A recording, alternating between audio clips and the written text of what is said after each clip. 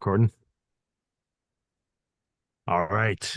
A highly sought returning guest that we've tried to get back on a couple times. Mike and I were dragging our feet on this, but it worked out perfectly with the timing of things. Couldn't wait to get him back on this time with visual presentation. And we went into plenty of Donald Trump things last time. So I'm excited to just let our guest Brandon Kroll take this away here. Hey, thanks for having me back on, Of guys. course. Yeah, I understand last time that, yeah, a lot of this number stuff kind of sounds very silly. I'm not into gematria myself. I do enough, though, to dabble of that seems like a lot of coincidences. And I think we should look into coincidences because that is like a conspiracy theory's favorites uh, dressing for a meal, if we might put that, that there's more than one coincidence. It starts going on a scale. And if that scale starts tipping into one particular direction, you kind of have to go, there's something here. Um, Babylon falls in an hour, and I wasn't, of course, able to do two towers. So I put the two Masonic pillars, 365, a little Star Rem fan going on here, showing that America is indeed an Antichrist-like empire, especially after what we saw as of last weekend.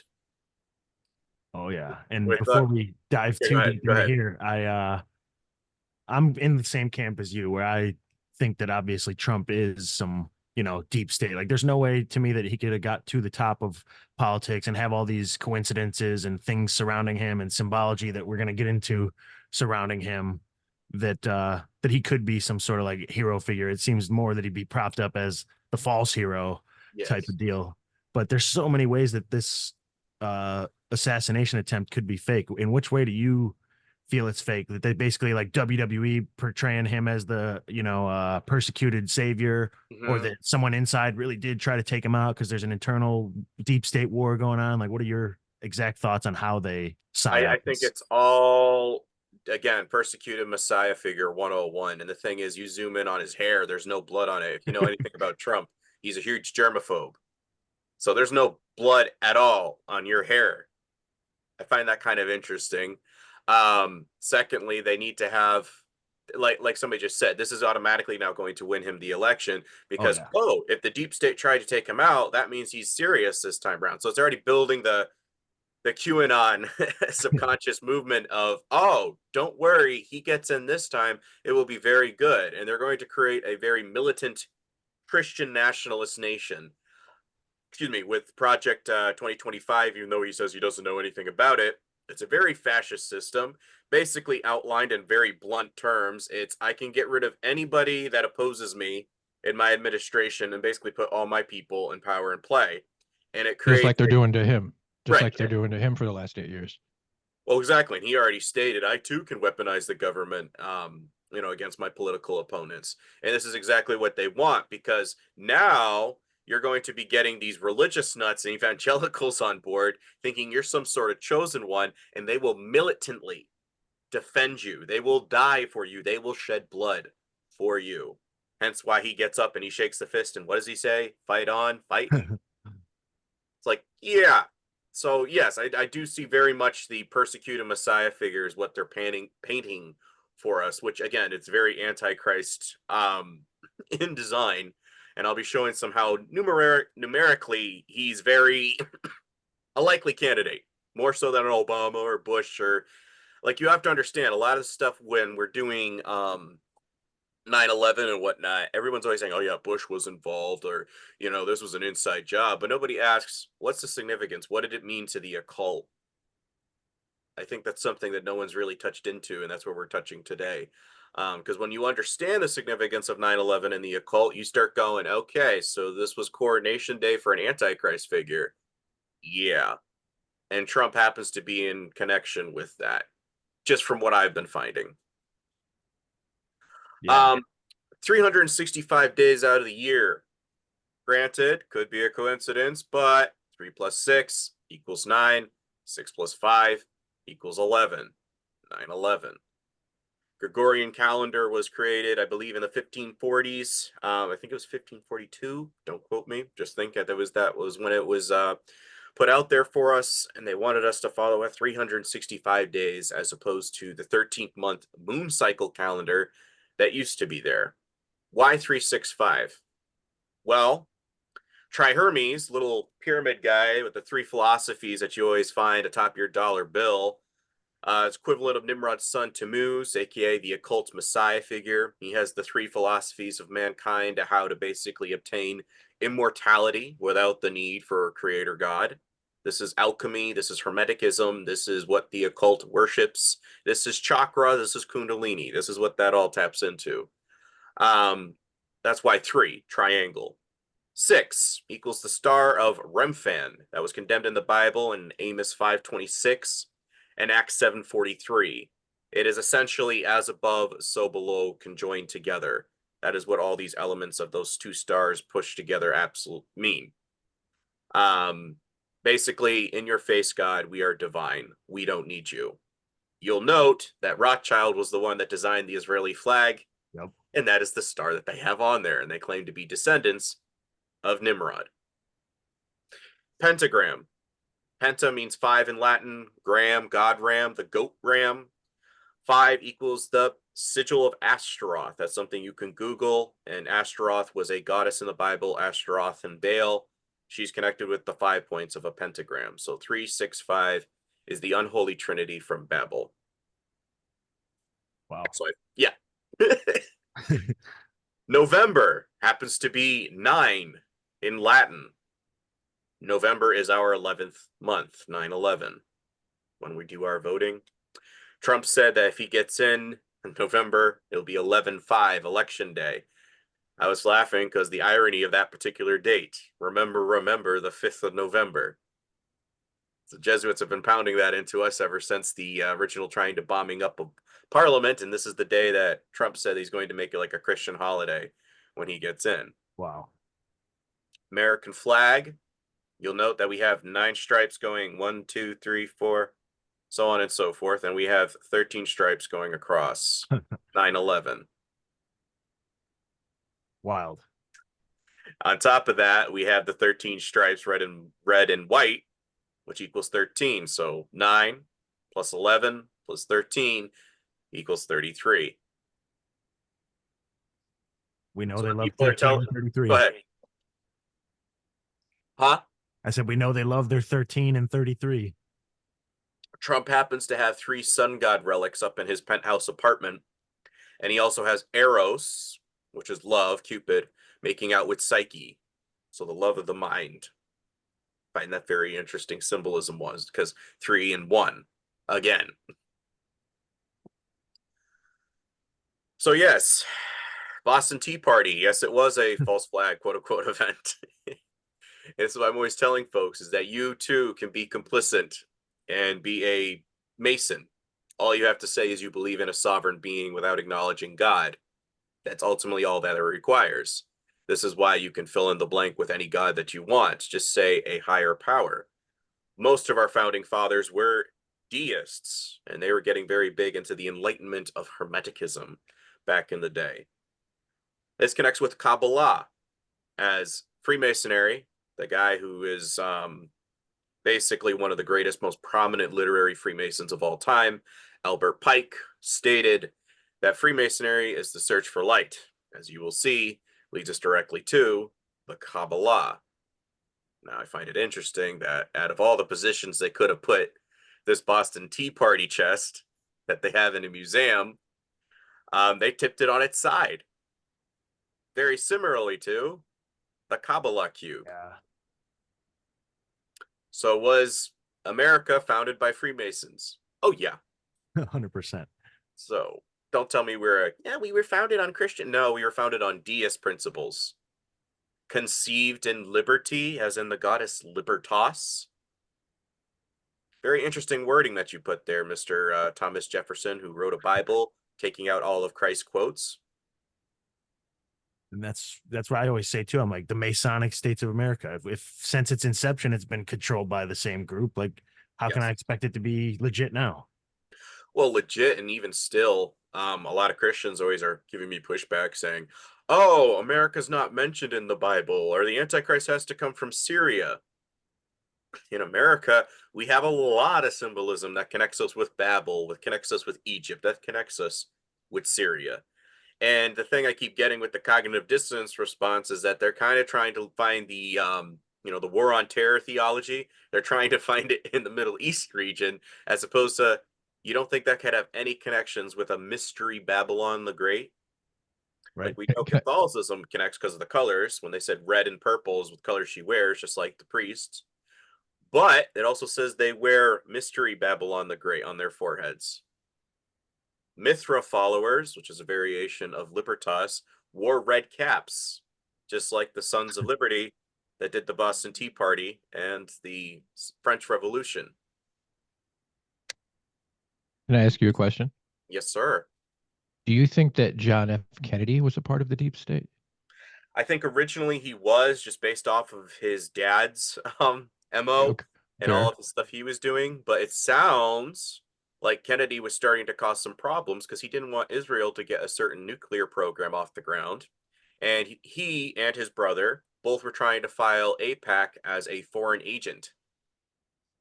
This did not pass the you being a good boy test. It was no, no, no, no, no. That's not what you do. And he was talking about, we are against a monolithic conspiracy across the world and secret societies. So, and I think this is something hotel, Mike Waldorf.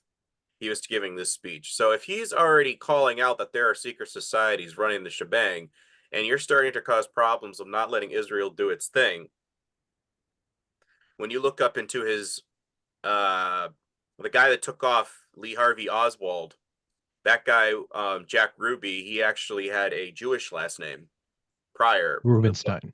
Right. Yes. Yes. Look at you. Oh, I love it. I love when somebody knows the secret history. But yes, this is something where it's kind of going, you might want to re-examine the incentive of wanting to take a guy like him out. So personally, I think a lot of folks don't seem to realize is that some people try to leave the club, or they no longer are useful. Somebody like Martin Luther King Jr., somebody like Malcolm X, eventually you're no longer of use and they will eliminate you. And this creates, again, a martyr complex. Does that answer your question? Serves to not let anyone else step out of line too. Makes anyone else who wants to leave the club see what will happen out in the open. Well, even Prince, the singer, he was stating that he posted on Twitter and then they deleted it. Says they're coming after me. If they can come after me, they can come after anybody. I just find that interesting because Prince was a guy that wrote a song, New World Order, in 1996 that was talking about the tracker you got from vaccination. They're always listening, especially on the phone. And you're trying to figure out in this crazy world if you're a boy or a girl. I'm over here like, wow. what do you know, buddy? You might. And some of the stuff, they took pictures of some of the things that they found, and he was starting to read about the Nephilim. Is one of the author's books that he was starting to dig into. So it's like sometimes you could be in the club and then you start waking up and they're over here going, sorry, no. Somebody like Heath Ledger is another individual that I think was possibly waking up and they couldn't have that happen. But that's just a theory. But Kabbalah, call it whatever you will. Kabbalah essentially could translate in Hebrew to tradition. So traditionalism, quote unquote, religion, the thing that Christ was always condemning the Pharisees of. Yep. This is what a lot of folks are still doing with their BlackRock. This is where BlackRock gets its inspiration from. Hey, so since you mentioned BlackRock, have you've seen the video, right, of the shooter in a BlackRock commercial? What in the fuck? And he also had a Jewish heritage. I have a little picture of him wearing a yarmulke. I'm just waiting for the dust to settle before I start posting some more stuff. Because I lost like 80-something followers just showing what I did show. And I was like, yeah, I'm dealing with babies right now. Yeah, well, at least you didn't go on Instagram Live or whatever the hell he did, like Destiny, and bury himself. I mean, if you don't like the guy, whatever, but for him to just literally say, assuming everything is real and that firefighter died, for him to say, fuck that firefighter because your political opinion's different. I mean, that guy's burying himself right now. So. But. Oh, no. And I'm over here. It's like, yeah, people died during 9/11 too, because blood sacrifices, extra carnage. It's all gravy to them. It's extra. I'm not demoting the individual that was killed. Of course, I have pity for the guy, but you have to understand a psyop can still be a psyop, and they can still pull off what they need to. They can kill one or two in the crowd and then put Trump down on the ground and cut him with a razor or put ketchup over there. I don't know. 100%. You know, that's what I'm saying. Is like people have to kind of put two and two together here, is that, you know, especially if the kid's got connections with BlackRock, because I did a whole episode, The Origins of BlackRock, and this connects very much to Nimrod's son Tammuz and Saturn cube worship. Yep. And they also right here on the screen. Yeah, and they also are in charge of Boeing, so the planes. Surprise. Right. I think we talked about it last time. I don't know if it was you that we went over it with, that I believe it's 1968. All these things around 9/11 happened. Like 1968, Bush graduates from Yale. The Boeing 747 or whichever plane hit the towers was made. The World Trade Center started construction that year. 911 is made the national emergency number that year. And the New York Jets win their only Super Bowl that year. All those things in the same year surrounding 9/11 that come together on 9/11. I only knew one of those is that when they built the towers. That's very interesting. Right? That's crazy. All of those that far back. Yeah.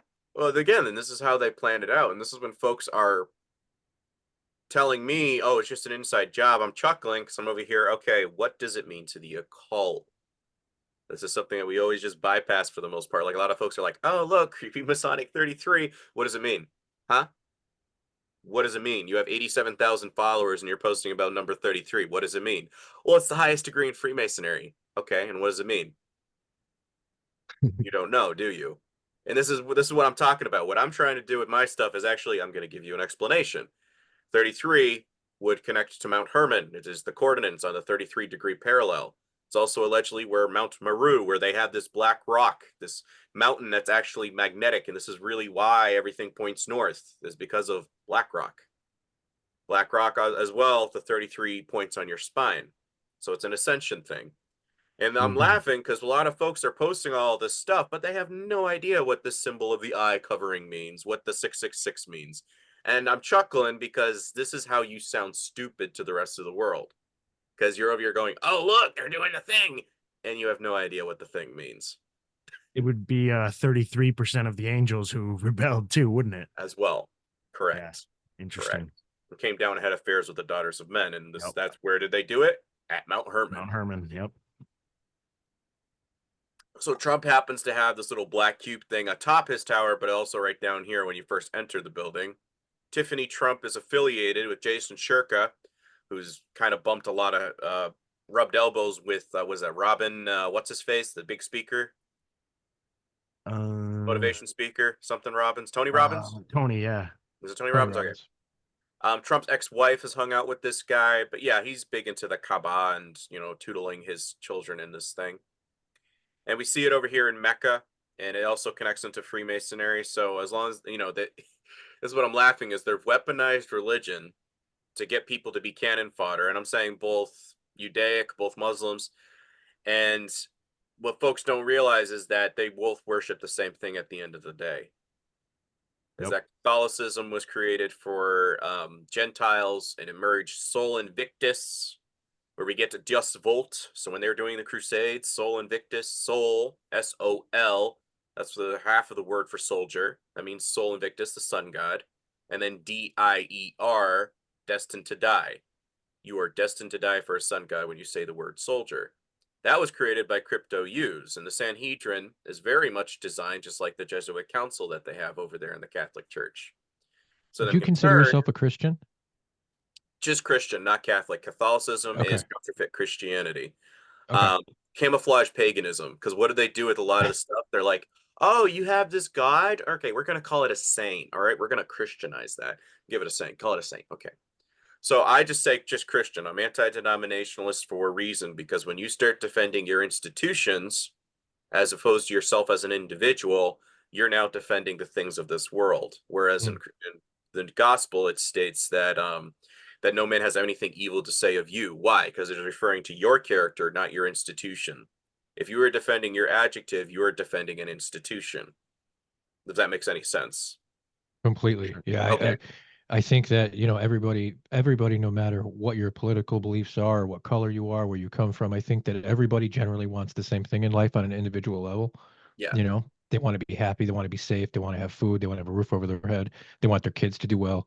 But when you start tapping into that group ideology, that's where things start going terribly wrong, in my opinion. So yeah, I agree completely. Correct. And as well, patriotism or whatever, it starts becoming very cult-like because there's a lot of conservatives like, well, in comparison to Biden, I'm like, it's the same bird. It's just yeah, no, it's the same bird. Just don't get involved because it's a thing of this world. Things of this world are religion, are patriotism. It's physical, it's temporary, it's the now. That's what Satanism or Saturnism, you could call it. It focuses on the temporary and the now as opposed to the eternal. And that's something where as a Christian, you're supposed to always be looking on things above. Think of it in the long run perspective. And a lot of folks, they don't want to do that because they want to defend their religion as opposed to advocating their Christianity. Oh, here we go. Yes. Knights Templar, yes, they are a Masonic order. And again, I could pull up a dozen books, but let's just start here. This is from a book by Edward Hendry. You can find it for Mystery Babylon the Great. Underneath here, the second book is Bloody Zion, which Amazon banned real quick, but it connects Freemasonry and Zism behind closed doors, what's all going on, how their alliances are basically cousins, that Freemasonry is basically the Gentile version of what Judaism believes. And when I say Judaism, I'm not necessarily referring to an ethnicity. I cannot urge this enough because unlike Nick Fuentes always going after the J word, I'm over here, no, not going after an ethnicity. We are going after an ideology. 100%. And this is what I'm always emphasizing for, right? Because the ideology, especially now that they try to want to weaponize an ideology of Zism to be synonymous with your Semitic heritage, you're now saying that this ideology is becoming your national identity. So I'm like, when's the last time a country did that in history that was really bad? Right. And I so think again, if you're going by on purpose, right, the term. right. And folks have to understand when you make the ideology your mindset, you are becoming a cult. And this is what they're going to do is, again, weaponize religion to the nth degree. And if you're not, you're anti-Semitic. Okay, all right, have fun with that. The doctrines of Freemasonry are influenced to a great extent by the Roman Catholic doctrine and history. In 1754, the first 25 degrees of the Scottish Rite of Freemasonry was written by the Jesuits in the College of Jesuits in Claremont in Paris for the purpose of restoring the power of the Jesuit-controlled House of Stuart to the throne of England. There are a series of degrees in the Masonic York Rite hierarchy known as the Order of Knights Templar. The Knights Templar was an organization founded in 1118 AD. The Templars received papal sanction as a Catholic order in the Order of the Knights of Christ. In 1128, and are recognized as the first Roman Catholic Crusaders. Sorry. The Templars are known as the Militia of Christ. The Jewish, and again, talking about a ideology, not ethnicity, character of the Catholic rites of Freemasonry cannot be understated. And again, as I said before, Albert Pike explains the secret of Masonry is the doctrinal Bible of Freemasonry. In Morals and Dogma, he writes, Masonry is a search for light as that leads us directly back, as you see, to the Kabbalah.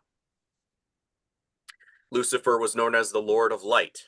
So as much as a lot of Masons don't know, like a lot of lower level ones, they're completely oblivious. They don't get to read this higher up stuff until they reach like 32, 33. And I just did another show with a guy and he says he's an X 33 degree Mason. And the stuff that I am saying is 100% correct.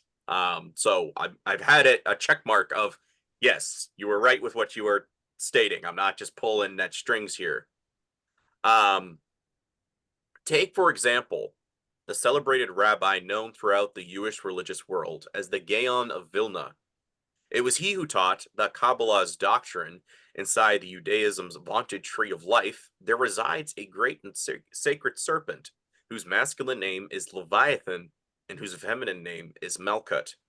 It is the sacred serpent, the Kabbalah teaches, that this is the coming messianic age, shall rise from the abyss to conquer the Gentiles and exalt God's chosen, the Jews.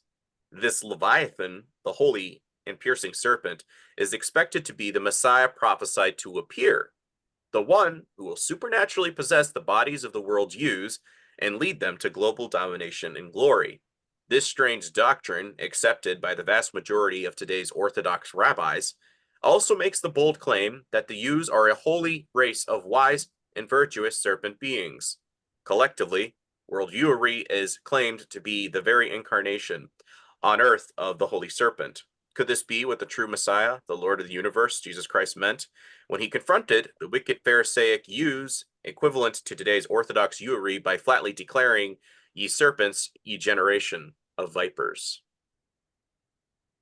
Something I find interesting with this Leviathan Melkut character, he is very similar to this son of perdition that is mentioned in all the verses, Revelation 9:11. And again, very similar if you're going by Dome Earth. And again, I have to give a little credence here because even the word astronaut, astrology, Ashtaroth, where we get, looking up to the stars. Astronaut, astro means star, but not, N-A-U-T, as in nautical. Waters above, waters below. Kind of have to wonder. Because their serpent, sorry, go ahead. No, you're good. I'm just following along. Okay, again, I can't see, so I'm going off of vocal cues here. So one of the mythos is that Nimrod's wife, Semiramis, Astaroth, Ishtar, whatever deity form she came after Babel with the many tongues that came from there, is that she tried to go down into Sheol, the underworld, and she failed. She wanted to go visit Nimrod, and she came back and she finds Tammuz sitting on her throne, gleefully, not even mourning her loss. And she's over here like, really? So she, according to wherever lore this fits in, whether it's true or not, makes a deal to sell him as an avatar, a fleshly avatar, later on for Satan, for whenever he wants to indwell the earth. And I'm over here trying to explain that to folks when they're over here reading Son of Perdition. Just like God had his son, the word became flesh, hence Christ. He sent his son to be the representative of him on earth. Satan needs an avatar. Again, what are we always getting with modern technology? Create your own avatar online. The occult has the same thing going on here, but again, there's a demonic version and a parody, and then there's the celestial version. Does that make sense? Yeah. Okay. The Kabbalah doctrine is that the holy serpent resides within the tree of life. The serpent is the guide for each Yu. Like you said before, Yu tree worship does connect, and that's what I'm always emphasizing, and collectively leads the Yuish nation from the abyss upward into godhood. Inside the circles are the names of the Kabbalistic deities Yus often pray to and have mental holy sex with, the Judaic gods and goddesses. So when they're doing the little divining thing, that's what I was about to say. And Marina Abramovich, she's compared the Wailing Wall to be like the crystal wall that's in Ukraine. She's a witch. I think she would know. Big time. And I think the fact that she makes that comparison or draws that parallel there should be a little bit of a red flag of, I could be wrong. You could be, you're just trying to pitch all this anti such and so, and I'm over here like, no, we're going by a witch's definition of things. Probably the highest witch. Right. Yeah. I'm not familiar with the crystal wall either. What is that? Crystal wall is kind of similar to all those people that get those special rocks when they're doing the little kundalini sitting there on the mat. But it's all put into a wall. And these crystals, just like with Druidism, a lot of Hermeticism will tell you that you can put a spirit, or there's a spirit within something, and that you can channel that energy and all that good nurturing stuff into you by meditation.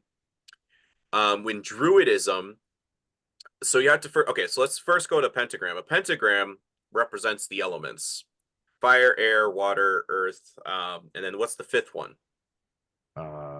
Spirit. Soul. Yeah, soul. Exactly. Soul, spirit, or wood.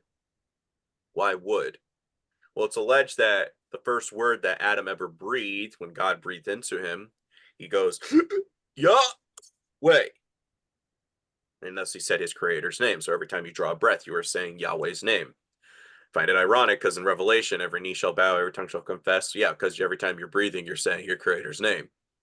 If that's true. But what continues to keep our breath going? Oxygen, trees, wood. So what they were having this huge thing is that, oh, the Nephilim, if we like endow this tree or this idol and we put like a little leaf in it and we, do all this stuff, that we can now bring that idol in, and therefore we are channeling all this greatness that these deities once brought before. Remember when we're getting in Genesis 6:4, the sons of God come down and have affairs with the daughters of men, and there were heroes among the men, or the giants. This is what they're talking about. So they're thinking they can imbue that via tree worship. This is what Druidism ultimately connects to. This is what Hollywood connects to. Hollywood connects with the Druids.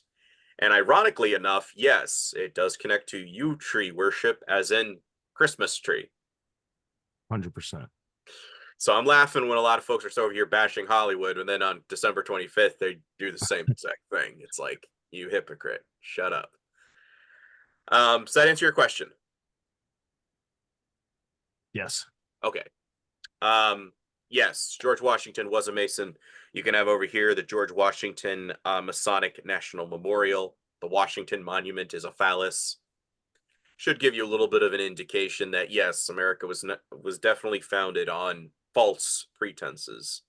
The Turo, I find very interesting, synagogue of Yeshuat and Israel congregation, founded in 1658. The oldest synagogue in the United States was visited by George Washington, who is a Sephardic Jew. Notice the wordplay of Toro, bull, horned god. That's going to be important later on about this little Toro thing. So, because that's very big in the occult with Mithraism. Can I ask you a question before we Yes, go sir. into this slide? What do you make of the 8 presidents that were before George Washington? I have heard of them, and I kind of am scratching my head with that. If they were a prepper of establishing this Masonic thing, and the fact that there is 8, I find very interesting, because that's just like the magician when you tip the 8 on its side. Why they're never talked about is a huge red flag for me. Right, me too. And I just wanted to get your opinion on it. No, yeah, and yes, I understand where you're coming from, but I think it could have been even like a temporary, like, let's see how this could potentially work. And then they're starting basically how to induct the public into thinking what they want them to think about the taxation aspect of things and why we need to secede. You follow what I'm saying? Like, they're already have in their minds, Masonic wise, now they just need to get the populace to do what they want them to do. No doubt. Yeah. Yeah, it's just unusual. Yeah. It's not unusual. America was known as the land of the feathered serpent. Also could be an equivalent of, quote unquote, the phoenix. And the phoenix rises from the ashes. So a little bit something there I'm scratching my head with 9/11. I'm going to explain what that means. But 9/11, is that possibly that you brought about your Antichrist figure? The Tri-Hermes, or Nimrod's son Tammuz, was known for carrying this little staff, the Caduceus staff. And America, it could either be a bird of prey, a hawk, which is one of the animals that are affiliated with the Tri-Hermes. It could be known as the tortoise was another aspect affiliated with him. And America, by a lot of the Native Americans, was originally known as Tortoise Island. So when folks are telling me that, come on, I'm just saying, this is kind of giving me a little bit of a, did you guys bring about an Antichrist figure? Because Phoenix, Tortoise Island, symbolism wise, I'm seeing a little bit of a couple red flags go off. And you mentioned the hawk too, and I think it's no coincidence that we got spammed with the hawk Tua psyop girl. And I've heard people say, well, that was for Horus, and then Tua means magic in another language. It also means tribe in Gaelic, so maybe they were just trying to psyop us with some Horus tribe magic or some weird stuff like that to just precurse whatever else is going down right now. And when folks are saying it means this in one language, it means that in one language, I'm like, yes, I think you should be open to multiple interpretations, because #Babel. For sure. That's how they work it. How far back do you think it goes? Meaning, do you think like Cro-Magnon man was obviously I don't know. This is a serious question. I know it kind of sounds silly, but like, no, when do you think they were trying, like, when do you think the deep state or the Rothschilds or whoever, when do you think they were able to get into power? You know what I'm saying? The moment the They, demons came they've down and mated with women. Well, Okay. there's that aspect, but here's you have that, but then you have Cain, and I think honestly that's because again, Okay. this is something I always emphasize for folks because a lot of folks are saying, well, God allowing all this violence and evil in the world. No, let's think of it this way: you're God. You know there's going to be a celestial coup going on in heaven. You know that there's nothing you can really do to stop this. So you're going, all right, they're going to go down. They're going to create Nephilim and they want, daughters among men. They're going to create their own kids. Okay, I'll put an end to that. I'll start a flood. I'll get rid of at least 80-90% of them. Some of them survive. Nimrod comes, Adam and Eve, stuff like that. You get Cain and Abel. Cain, instead of doing a blood sacrifice, which is what a celestial currency is all about, energy, what folks are going to get onto that. And Cain slays his brother Abel because God didn't want Cain's sacrifice. It says, no, it's not time for harvest right now, Cain. Right now it's time for a blood sacrifice. You have to put something in your place because right now you should be dead. That's why I need you to sacrifice something because this is how we acknowledge it. This is how we process it in celestial terms. This is why we put a lamb on the altar or a ram or some sort of equivalent like a dove. And so Cain gets upset, slays his brother, and God says, no, no, no, I hear your brother's blood crying from the face of the earth. So don't think that your blood doesn't matter to God. It does. It's a tracking device in it. And so he gives Cain this mark. It's just probably very likely the mark that we see on Harry Potter's forehead. You'll note that the author of Harry Potter has Solve Coagula tattooed on her wrist, just like Baphomet. Yep. Her saying that she's against the trans, I'm over here like, no, you're not, you silly little lady. The mark is probably a Z, which would, as I broke down in another episode I just did recently, and it connects with lightning bolts and Leal.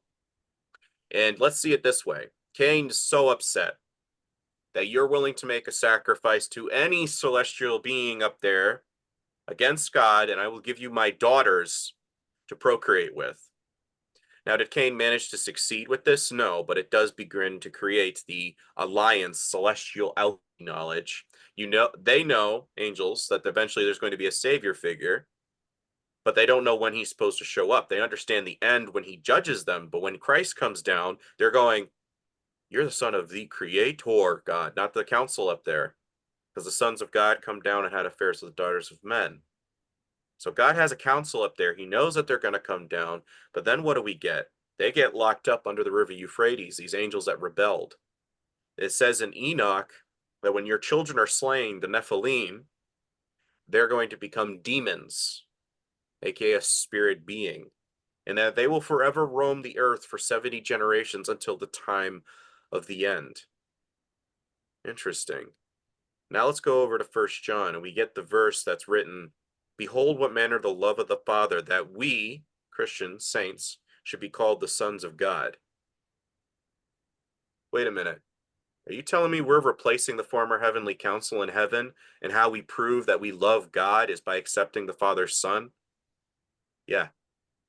So all this evil in the world is being done to distract us from our eternity? Is meant just to make us focus on the physical pain of the now? Yeah. Wow.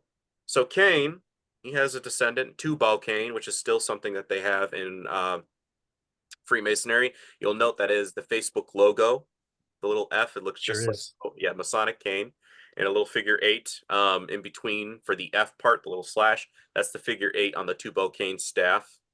And eventually you start getting to Nimrod. And Nimrod was basically the chief dog. He's the one that builds this Tower of Babel to go to war against heaven. He wants to breach the dome. And he fails. And God shatters his tower. And what are they doing now? Space Force? You silly little boy. You think you can breach the dome again? Operation Warp Speed? Who signed it? Not Bush.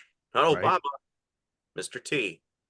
And again, I'm going to show us Mark Trump's got connections with Nimrod's son Tammuz. Because when Nimrod was slain, his blood fell upon a conifer yew tree. And it said from that Nimrod impregnated me. And I have been imbued with everlasting life and a rebirth of a child. I've been immaculately conceived. And when Nimrod comes back, aka Trihermes Tammuz, it's him back in the flesh. No, it's not. No such thing as regeneration. There's no such thing as reincarnation. But the occult, they need to create a parody. What did Christ do in contrast? He resurrected back from the dead. He showed people his scars. You saw me like this before. I just proved them frauds. There is no such thing as regeneration, reincarnation. Does that answer your question? Trick us with. Yeah, no, it does. And one of the things that we talked to Dr. Narco Longo not too long ago, and one of the things that he said that was interesting about Cain and Abel is that's where the word cannibal came from. Cain Yes. and Abel. Cain and Bale. Yep. Yeah, and I thought of you because you're clever with the words. So yeah, no, that's interesting, man. I appreciate it.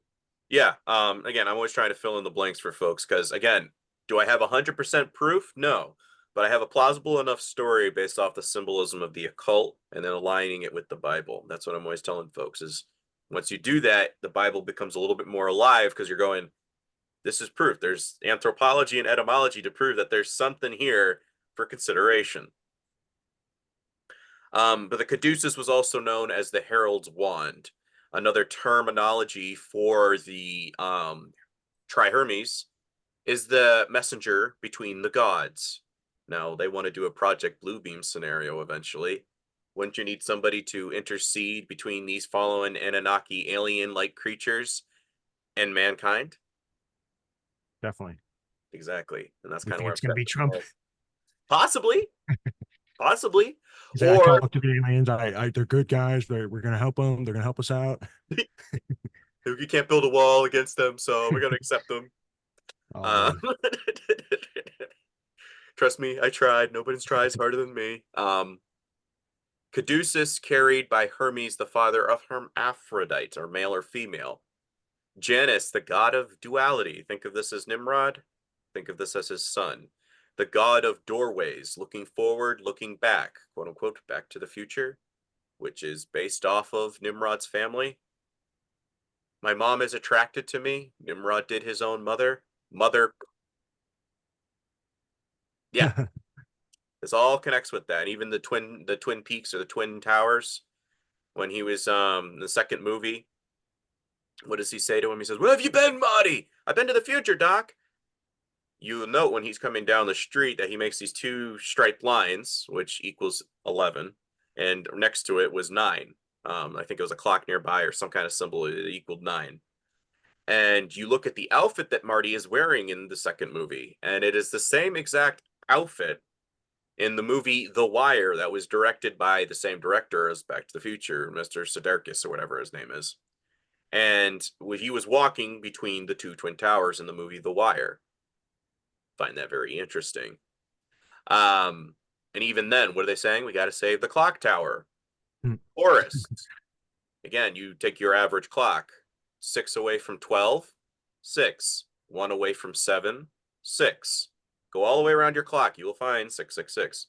So etymology-wise, they're saying it doesn't connect to that, but they said it does connect with the equinox. And I laughed because I was like, so it does connect with some sun stuff here. So I'm going to laugh and say, okay, nice try, but I think you just proved yourselves liars. And again, the movie kind of proves it as well. There's a significance with the clock.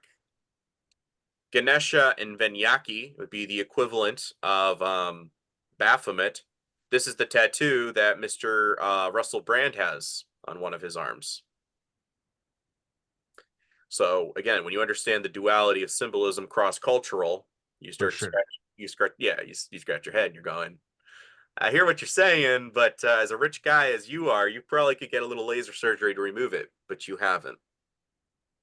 Also, dabbling into tarot cards the day after your baptism kind of gives a little bit of a... And the caption he used was, remove the blindfold. And there is a connection there when the Jewish thing, Masonically, is that in order to achieve a higher degree, you have to be willing to assassinate Christ. And there's the ceremony of taking off the blindfold in Mithraism. They too have a baptismal ceremony. That is honestly what Catholicism is. It's Mithraism and Sol Invictus, little hybrid. And this is what Freemasonry and Catholicism ultimately is. It is a counterfeit. Because again, Celestial Council, we don't know really what Christ is all about. So when you're hearing all this stuff, it says, oh, that just sounds like this other guy back in the day. Why? because they're creating their own Messiah figure in the image that they want. They Yep. don't understand the whole entire game. No one knows the mind of God, but you can know his heart when you understand his son and you read his word. So how do I know that Baphomet connects with this Trihermes guy? Fairly simple. Just look at the manhood there. It's the caduceus staff. And the Trihermes is actually the one affiliated and attributed to the phrase, as above, so below. The conjoining of the elements. So when you're hearing the Templars were starting to worship Baphomet, yes, they were starting to worship Hermeticism. Yep. And you got to throw Cernunnos in here too, the Celtic god sitting. Oh, he's in this presentation. Oh, nice. And he's holding the Yes. torque and the snake, the combining of the male and the female. Yes, or Semiramis and Nimrod to bring about a incestuous child. Very, very sick thing. I don't understand the occult sometimes. No, they're definitely twisted perverts for sure. Oh, It always connects back to that somehow. Oh yeah. The Egyptian god Apis or Osiris. Osiris would be an equivalent of Nimrod when he died, became god of the underworld, aka Cernunnos, as you just referred to, be an equivalent of that, or Dispatar. Dis means to be set apart, and saint means to be set apart. So when we're looking at the Catholic Church, and they have Jesus, that's Tammuz. Then they have the Virgin Mary, that's Semiramis, and Virgin Mary is known as the Queen of the Heavens, which connects with Astaroth in the Bible. And Nimrod would be Saint Peter. Upon this rock I build my church. No. Saint Peter connecting with Dispatar, the Latin sky god of the underworld. So I'm laughing because it's right there, and if folks just looked at the etymology, they would go, yeah, that checks out. But the Apis bull, this is what they started worshiping when they left Egypt. It wasn't just, oh, let's just randomly build a golden calf. It was what it represented: strength, vitality, and a reigning monarch. God's giving his people at the time a marriage contract, a ketubah, which is written in stone between two parties, of saying, I'm going to be your protector. I'm going to give you provision. And Moses, what the heck are they doing down there? I'll go talk to them. Of course, Moses is going to know. He used to be a prince in Egypt. He knows exactly what that represents. I'd be flaming mad too and probably break a tablet. Because this is literally cheating, quote unquote, on your honeymoon, is what they were doing. Building something that we want, a bull. Slaying the bull is something that Mithra is known for. Apollo would be an equivalent, I think, of Mithra, and the bull would represent God. Slaying the bull. This is something that connects with Trump. Bull is always apparent as well. The different religions that venerate the bull or sacrifice bulls or portray a god as a bull. Exactly, or the bull of heaven that we read about in Gilgamesh. So yeah, when Moses is going to Egypt and he throws down his staff, that's the first quote unquote trick out of the bag. They're over here like, well, you know that as a prince of Egypt, you were taught with the stuff that we have with Thoth, where we get thought from, the equivalent of Hermes, the Greek version of it. And what does he do? He's like, yeah, this snake is going to devour your guys' snake. This is significant because later on, the children of Israel, when they're going out into the wilderness, they start going back to the Egyptian ideologies. And God says, okay, they want to look back to their caduceus guy. They want to look back to their Hermes staff dude. Moses, build a bronze serpent. And when they look to it, they'll be saved from the snake bites that's going on and biting everybody in the village. This poisonous ideology, it's symbolic.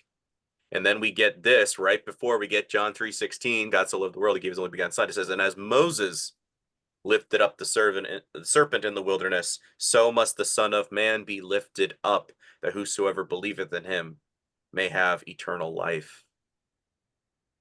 The cross is one of the symbols of Tammuz, this Trihermes guy. Nimrod's the Christ pagan doppelganger, and that's the symbol that Christ dies upon. Very significant, very powerful. And again, if you're wanting to have a Christian nation, you fold up a cross, it's a Kabbalah cube. And everybody's wearing this thinking they're being good Christians. It's like, that's the symbol of death. I think in Hebrews it says he brings it before the throne of God. He defeated this symbol. And this is what mankind is gravitating still to this day. They're not anti-Muhammad. They're anti-Sharia law. They're not anti-Buddhism or even Buddha. Why are they always anti-Christ? That Yeah, should man. be a little bit of a ding ding. Yep. I think that does click for a lot of people too once they realize, a lot of the people, I'm kind of connecting the dots to, they all don't like Jesus. They're fine with everything else, but they're always attacking Jesus. So Mhm. there And must be something to it. that should give you a little credence, because if the Kabbalah, the all-seeing eye people who are in charge of Corona, if they are all having problems with God in the Talmud or his son, where they say that Christ mated with donkeys and he's now boiling in excrement in hell, and they really hate his followers, and that's the side you want to side with? Okay. Okay.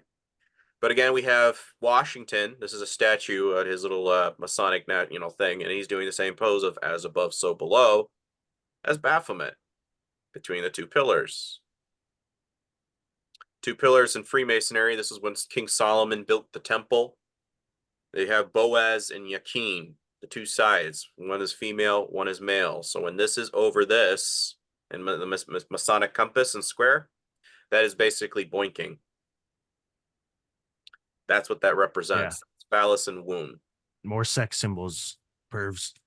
Yes, these very pervy people. So what do you think of King Solomon then? Do you think he was like He's one of the founding fathers of Freemasonry. right? Yeah, I know it all connects back to him. And isn't Jesus supposed to be like from the bloodline of, or Mary is like somehow related to King Solomon? And that's the thing with the occult. Now, allegedly, are you familiar with the story of Ishmael? Uh, Not entirely. I mean, I'll give you a review. So yeah. when Abram took a little hiatus in Egypt, he went there with his wife, and the Egyptian pharaoh tried to make a pass at his wife. And instead of speaking up and saying, "Yo, that's my wife you're hitting on there," he says, "It's my sister." So the pharaoh starts doing some stuff. There starts being a little bit of a plague because you don't touch God's people. And the pharaoh's like, "Okay, you should have been up front with me. You should have told me directly. Get out of here." Now, allegedly, according to lore, the pharaoh felt so upset that he gives Abram one of his daughters, a princess of Egypt, to be one of the handmaidens for Sarah, his wife. The name of this daughter, Hagar. Now, Abram and Sarah, they're trying to have a child. Eventually, Sarah says, "This isn't working. Go sleep with my handmaiden, Hagar." And she does. They conceive Ishmael. And she's going, "Oh, now I'm mad. Get rid of her." And she does become pregnant with Isaac and Jacob and all this sort of thing. Yeah. Okay. So, and what does she do with Hagar and Ishmael? They send them out into the wilderness, and this is the foundation of Islam, or where we get all the Middle Eastern countries. So Wow. their Messiah figure has to come from the bloodline of Abram, but not necessarily through David.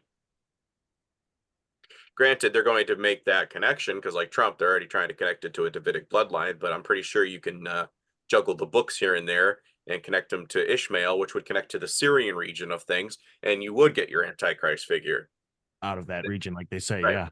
But again, it would be an earthly as opposed to Christ. Thy word became flesh. So all the Old Testament promises came true through Christ. Word became flesh. And then you have immaculate, which is thy word. And then you have David's bloodline being through Abram and stuff like that. So you have man connecting with celestial. Only once that happens. What they're trying to do is create a physical bloodline. And I wouldn't be surprised if it would connect a little bit into the Ishmael line, and it would connect to Abram as well. So Don't yeah. know. What's up? Sorry, buddy. I was No, going was to just say, gonna You go ahead. You go ahead. I was going to say, Brandon, we've had guests on our show before that believe that Jesus and Christ were Sasquatches. How do you feel about that? I'm serious, too. No, I'm laughing because the thing with Sasquatch is a lot of times you'll find when you're even things like the King Solomon Islands, they have a lot of the network tunnels that go underneath the islands where they say that the giants are running back and forth, and they look a lot of, description wise, very similar to these Sasquatch-like creatures. Uh-huh. These cryptids, they are basically the bastards of the Nephilim, because the Nephilim were like, we want to do fun stuff too, and they create all these hybrids like Sasquatch and whatnot. To say that Christ is something like that, I think folks are trying to they're trying to create a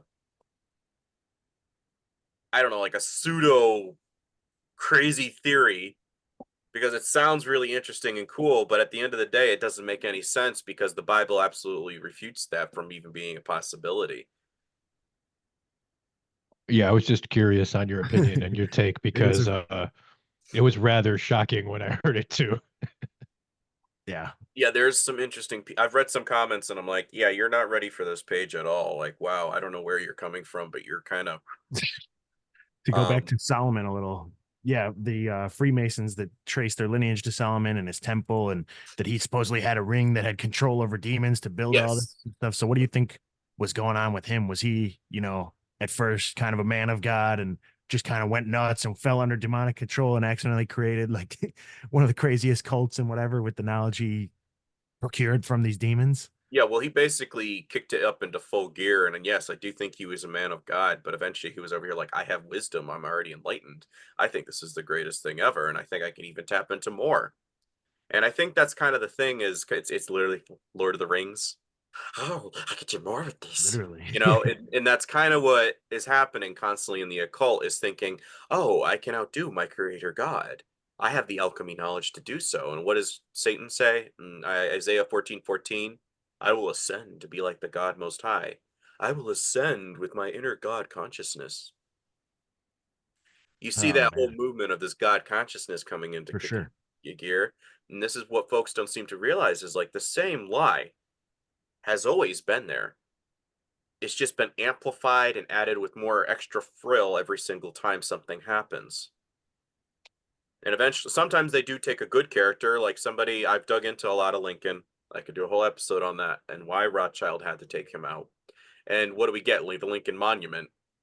So, and then what do they always use it? Oh, yeah, he's one of us. He's one of the Republicans, one of the good guys. So there can be a good individual once in a while that pops up, but then you're over here like, yeah, he's one of us, just like the Star of David. That's not the Star of David, but you're using a good man's name to bring it Right? into everybody to draw into your cult. Like the Jesuits or anyone else. Yes. Yeah. Fun fact, Lincoln was actually the very first president to run under the new Republican Party. Yeah. And he was the last person to run as technically an independent, Yeah. and win because of that. So, sorry, He it's wasn't fun even fact. on the ballot in Texas. His whole family didn't even vote for him. And there were 6 candidates for the Republican nominee.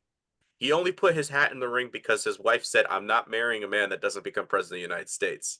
So when he gets the nomination, he was there at the polls and he's going, I what?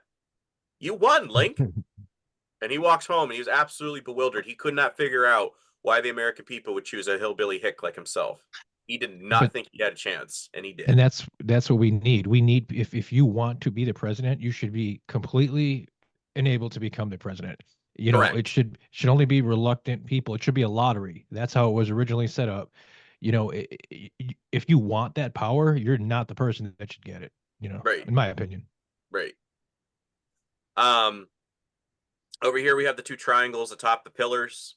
Again, you notice the cross. Like I said, it's a symbol of Tammuz. I'm getting this off of a Kabbalah page. They have Thoth. Again, sun and moon. The sun is Nimrod. The moon is the mother conjoined. It's just no different than the Masonic square and compass. And then you have over here the triangle. Like I said, little Trihermes guy. Triangle, the 3 philosophies of the Trihermes, which you find right over the all-seeing eye in his pineal gland. And you have the cross, again, symbol of Tammuz, with the Kabbalah, Hermetic Kabbalah tree of life on the other side. So a lot of symbolism all right here. And again, black and white duality of the floor, as we see frequently within Masonry. You might notice these 2 pillars on your social security card. Again, the all-seeing eye is between the 2 pillars, and you have another falcon or a bird of prey, which would represent Hermes. Hermes was occasionally known as a trickster god that would lead souls to hell. Find that interesting. Black and white duality again with the pillars. Star David or Remphan is on the door. Kabbalah tree in the center. And what's here? That is the sign for transgenderism, It which is. is in June. And it's also for Mercury. And it's also connected with Hermes. Again, this is off of a Kabbalah page. So, again, the symbolism is always there, but a lot of folks are just choosing not to see it. Like with this, when they're over here going the triune, it's like, yes, we had the Father, and we had the Son, and we have the Holy Spirit. But the gift of the Holy Spirit, think of it this way, the presence of God was reserved to be within the Ark of the Covenant. Anybody that's watched Indiana Jones, you kind of get the rough premise of that. When the temple veil ripped in two, though, Christ's final breath means that those who accept the Father's Son can be indwelled with the Holy Spirit, can be indwelled with God's presence of discernment. Why? Because Christ said, I'm going to rebuild this temple in 3 days. Never tore down the building. Why? Because greater is he that is within you than he that is of the world. Know ye not that your body is a temple of the Lord? Now, it's not temple as in, oh, I just find my inner God. No, you have to accept the Father's Son. No man gets to the Father except by me. 1 John 2:22. He is Antichrist that deny the Father and the Son. Now, with Noahide laws, they're going, if you believe in triune or wherever, it's like, no, only one God. You can fill in the blank with whatever you want, but you can't acknowledge the Father's Son. But I believe in Christ. Okay, Noahide law. This is what a lot of Christians aren't putting together, because when you read it, it sounds good, but it's not the God that you think. This is very similar to a chart that you see with the triune thing in the Catholic Church. Sorry, go ahead. No, just following along. But I do want to ask, so this is the Kabbalah thing. Why does it have Jesus on it then? Like, is this just a different interpretation of it? Different interpretation. I just say to folks to be a little bit wary, because if this looks very similar to the, what do you call it? If this looks similar to what's in the occult, then you kind of have to be scratching your head and go, I don't know if that's what we should be doing, or we should at least re-examine something here. Because if it looks very similar to what they got going on, should be a little bit of a red flag, No doubt. And again, on top of that, in Hebrew, it's known as Kether, or crown, the chakra, the crown, the opening of your eye. In Masonic Latin, it translates into corona, a spiked crown. Just like the inverted spiked crown that they put into Christ's skull. Why? Because their Messiah figure has an outward spiked crown, like Helios or Attis. Statue of Liberty. Statue of Liberty, right. So the fact that that's in what country? Mystery Babylon. Again, or America. Yeah, that's what I'm telling folks, is like we're going to be probably swinging the sword for Mystery Babylon the Great in the last days, because you can't exactly have the crusade come right back up. You need someone to get into this Christian evangelical dispensationalism. I always tell folks dispensationalism is basically Zism for Gentiles, because it's still saying there's a holy land. They're still saying they're a sacred race. And it's like, as Christians, no, that's Darwinism. And secondly, we get Galatians 3:28 and 29. There's neither Jew nor Greek, slave or free, male or female, for you are all one in Christ Jesus. And if you be Abraham's seed, then you are heirs according to the promise. What does it say in Hebrews 8:13? He makes the old covenant pass away or vanish away. Why? Reason to divide and conquer. Right. And it's like we're now the new Israel. This is why we don't have to send billions of dollars over there. This is why we don't have to pick up a sword and shed blood for everybody. There's no need for that. We are indwelled. We are the new ecclesia. We are the bride of Christ. We are choosing the Father's Son. That's what communion's all about. You familiar with that? Yeah, we went over that in the last one. That was kind of a mind blow. But again, that's where you understand now, because you're making that decision. A lot of folks don't seem to get this. Well, have I did this one with you in the last one? I'm not sure. I don't think based so. off the image. It's a Masonic image. A lot of folks have seen it probably before, but you have this lady sitting under the sun. So this would be an equivalent of Semiramis or Ashtaroth. And this is Ra, Re, Osiris, Nimrod. So that'd be her husband. What's he doing?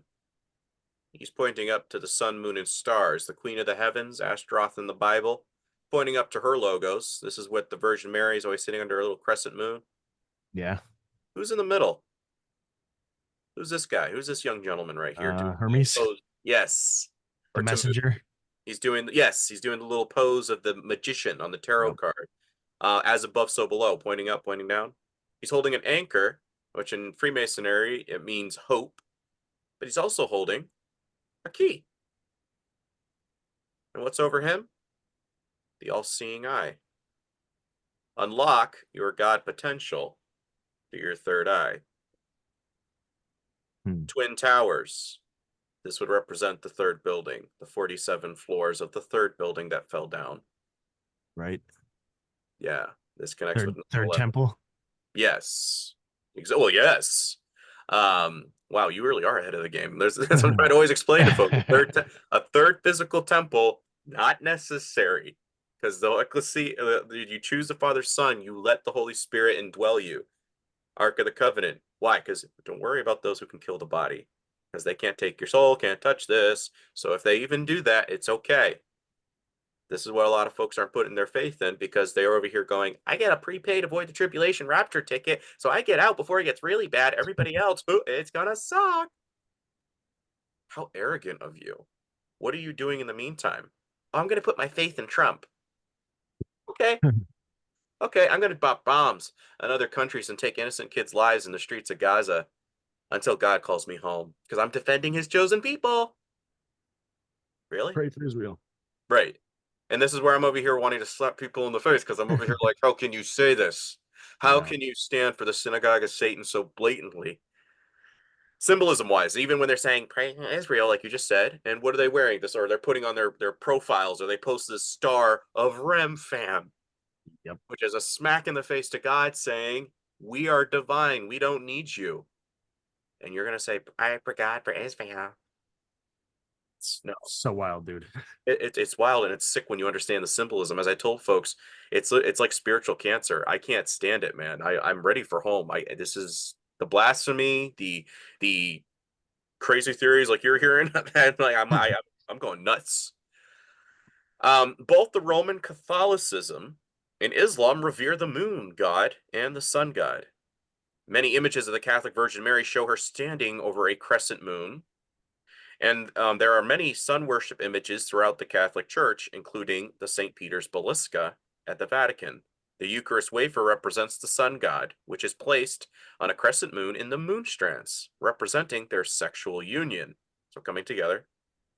And the rebirth of their son Tammuz, this guy. Islamic mosques have a crescent moon, representing the moon god, and a star of the sun god. Many times you will see pictures with the sun cradled within the Islamic moon symbol, representing their sexual union. And like I said, crypto U's created Catholicism. Catholicism created Islam. So I literally see these, like you could literally say Muhammad was practically a saint, wouldn't you?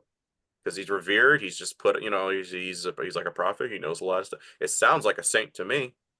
And Joseph Riviera, former Jesuit, has already came forward, and I think he died of food poisoning, if I remember correctly what I was reading.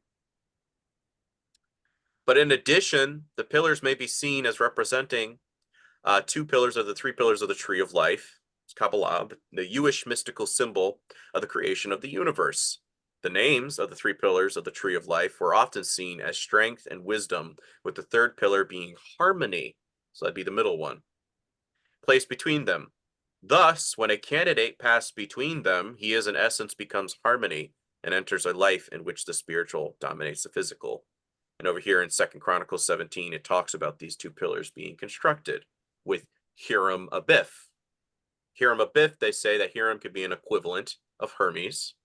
And Hiram Abiff was one of the guys that brought down the cedars for King Solomon to help build the temple. Hiram Abiff. And then we have Biff Tannen for Back to the Future movies. That was based on Donald Trump. Hiram, like I said, Hiram Abiff. And then we have Biff Tannen, Hiram Abiff. And then we have Tannen. What does Tannen mean?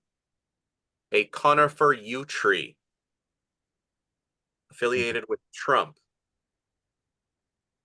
So you have Hiram Abiff, equivalent of Hermes, based on this Donald Trump in a movie that's connecting both a tree and Hermes to one particular individual in modern day, in a movie that is very similar plot-wise to the Unholy Trinity of Babel. with plenty of 9/11 symbolism. Mm-hmm. Wild. They tell us the truth in movies. Correct. One in the middle, which esoterically, which means hidden, represents man or mankind, as it well will signify the union of the Shishmamna and the Kundalini. The sacred marriage will create a radiance throughout the human body, filling it with a divine light. Freemasonry is a search for light. As it is then the humanity will become the third column of wisdom, enlightenment. Kabbalistic teachings, the pillars represent the Sephiroth, and the tree of life is symbolized of mercy and severity. When interpreted Kabbalistically, the name of the two pillars mean, in strength shall my house be established. I find that all interesting. And I kind of just put this together in my head, even though I feel like I've had this thought or we've talked with someone or I've heard it before, but that's kind of what the transgenderism is. Then they're combining the two elements and try to make one being or whatever, if you will, because that's their version of, you know, godhood or whatever twisted thing they try to put behind it. Right, exactly. And a lot of folks, if they actually bother to look into that stuff, they would be connecting a lot of these dots as well, but they don't want to. They just want to keep buying the illusion of patriotism until they're called home with the rapture. It's really sick, dude, when you merge these things together, because it's a very entitlement religion that you've created for yourself, that you're painting God to be in your image. For sure. I think it was Mark Twain. He was also a Mason, but I find it funny that I think he quipped once is that God created man in his own image, and man, being a gentleman, created God in his own image. It's like, well, it's kind of true. Kind of true. So that Hermes, connecting with Tammuz, it says by the late 6th century, Hermes was portrayed as having a staff known as a caduceus. This was a symbol of peace and was meant to demonstrate that the herald Hermes was also an inviolable deity.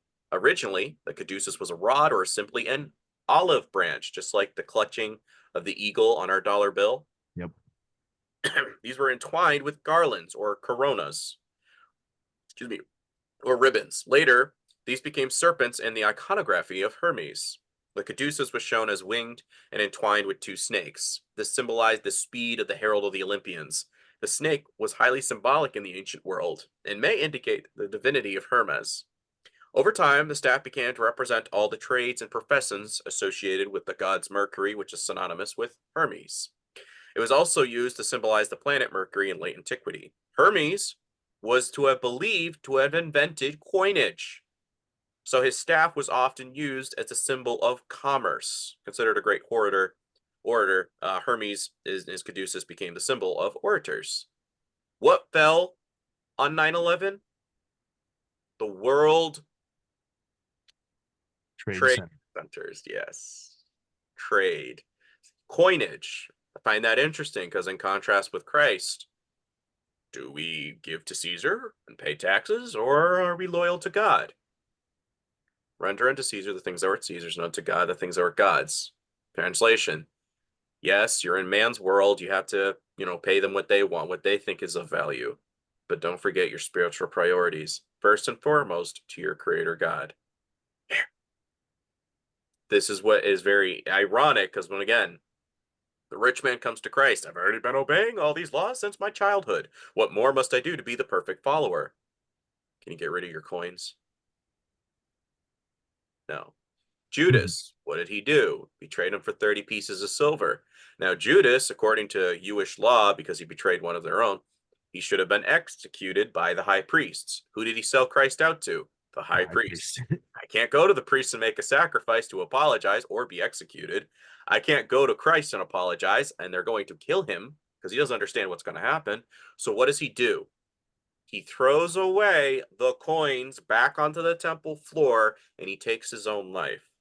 So when you're telling me, is Judas in hell, I kind of have to wonder, because son of perdition is connecting to this Hermes person that created coinage, things of this world. Judas, in contrast, threw it back. He didn't understand what his savior was about to do. His grief is overwhelming because you're betraying the Son of God. So I kind of have to wonder, is Judas in heaven? Personally, I'd put money on it. Yes, I would say yes. Just a thought. But what's some of the terminology that we get? Because here, Hermes is the law of the sea, the god of the Olympians.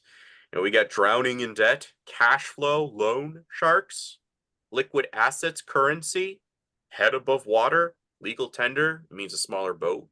Frozen bank account, you know, breach of contract. We have citizenship, relationship, worship, hardship. Terminology is in our everyday culture, and we don't even see it. Yeah, that's wow. I've never seen those ones. The ships associated with finance. That's some good stuff. It's crazy. Yeah.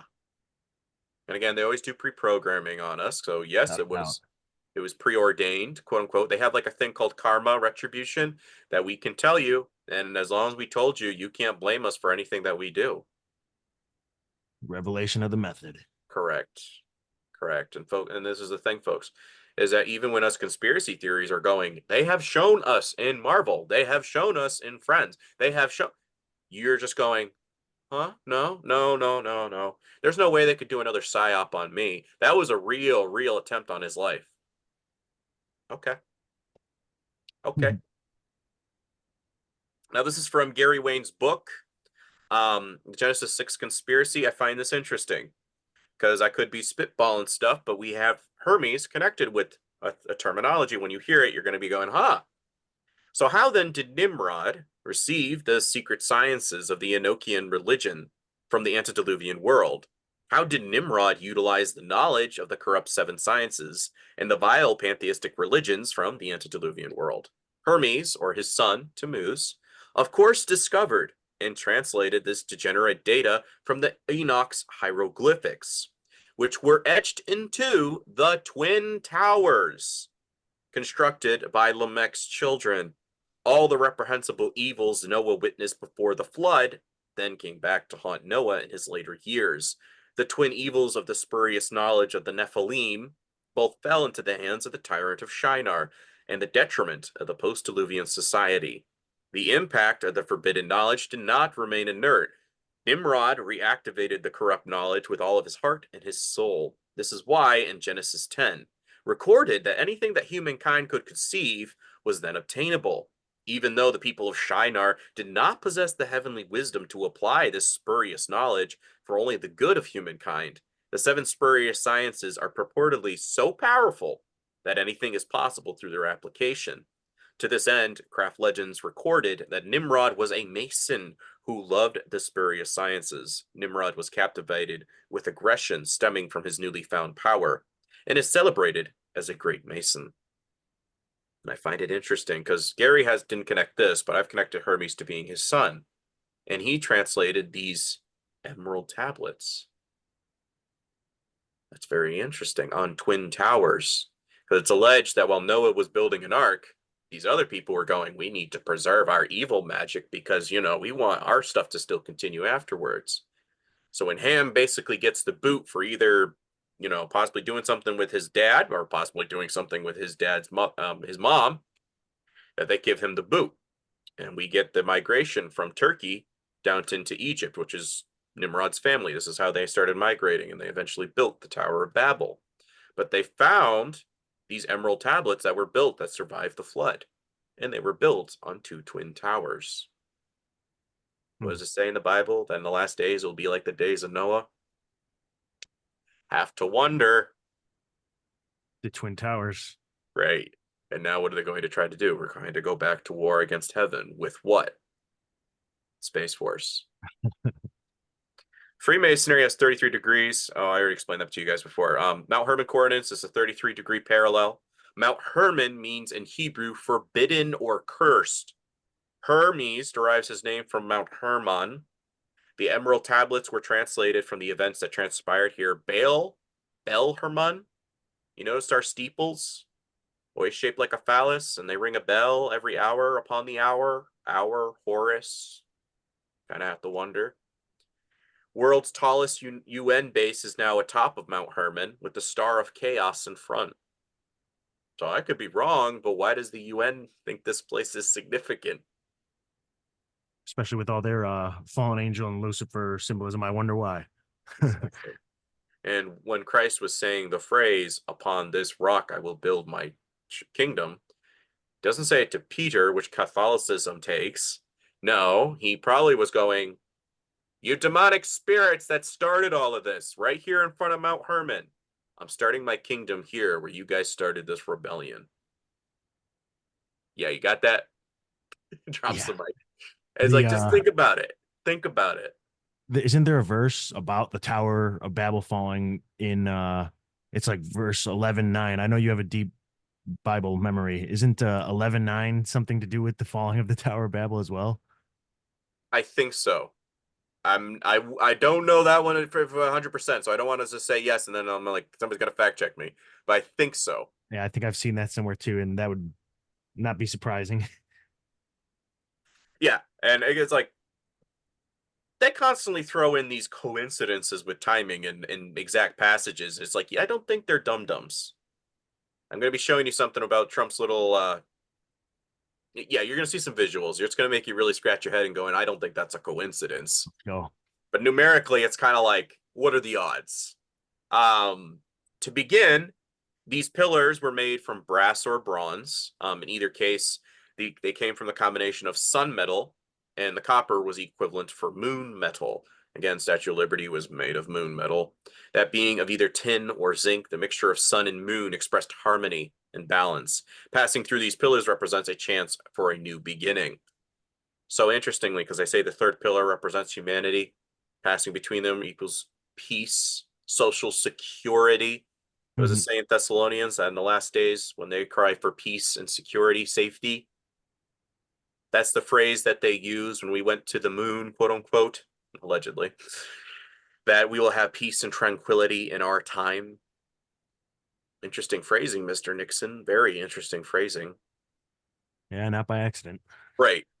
Hermes, I don't have to read all this, but the Smardinian tablets would be an equivalent of this. It said that when Alexander the Great found his tomb, the tablet or the tomb of Hermes is inscribed in Phoenician characters were the instructions for how to make gold. And just two things of note, he says something on the emerald tablets that I find interesting is the sun is father, Nimrod, the moon is mother, and then he says in number 5, the father of all perfection in the whole world is here. Your god, Hermes? Okay. Okay. And again, just showing visually, this is what it all means: as above, so below, as within, so without, as the universe, so the soul. And this connects with Mr. Hermes and Baphomet. It's the same guy. That's why I'm always, I really get a pet peeve when I'm hearing people say, Statue of Liberty is Satan. Baphomet is Satan. It's like, no, it's not. It's the avatar. Because we understand the avatar, we can start seeing the Antichrist individual. We can start, kind of sifting through the Bible and going, oh, okay, so occultically, this is what they're trying to bring about, right? Yeah. Because what they think is that they can still defeat God. Like David's vision, when he has the tower, the statuette of all the empires, what the occult wants to do is bring back ancient Babylon, the golden age, the golden head of when all of this stuff was going down. What ends up happening, it becomes an empire of iron and clay. That was the feat when man wants to merge with machine, AI. AI equals A1I9. 1 plus 9, X, Osiris rising from the abyss. The root server for all of your computers for AI is known as Demon. What did I just tell you about the giants? It's when they were slain, they became known as demons. They want bodies back. There's our AI.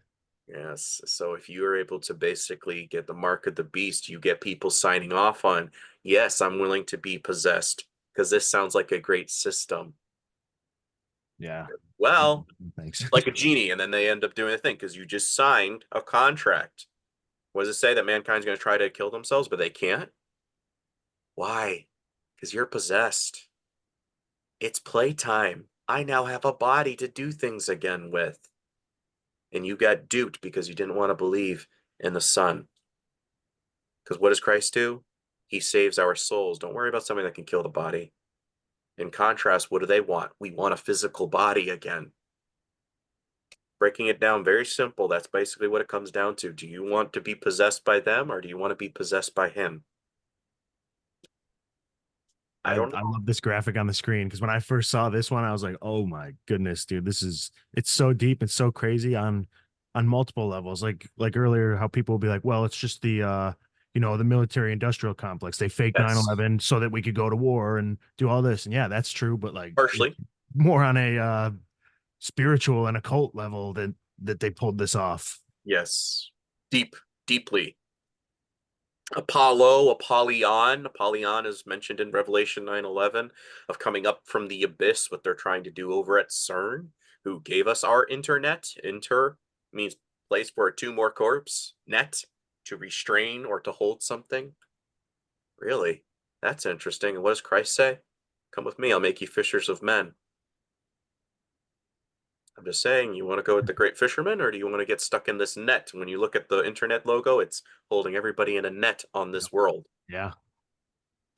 So pagan sun god, 9/11, you put a 1 in front of X, 9. You put a 1 after X, 9/11.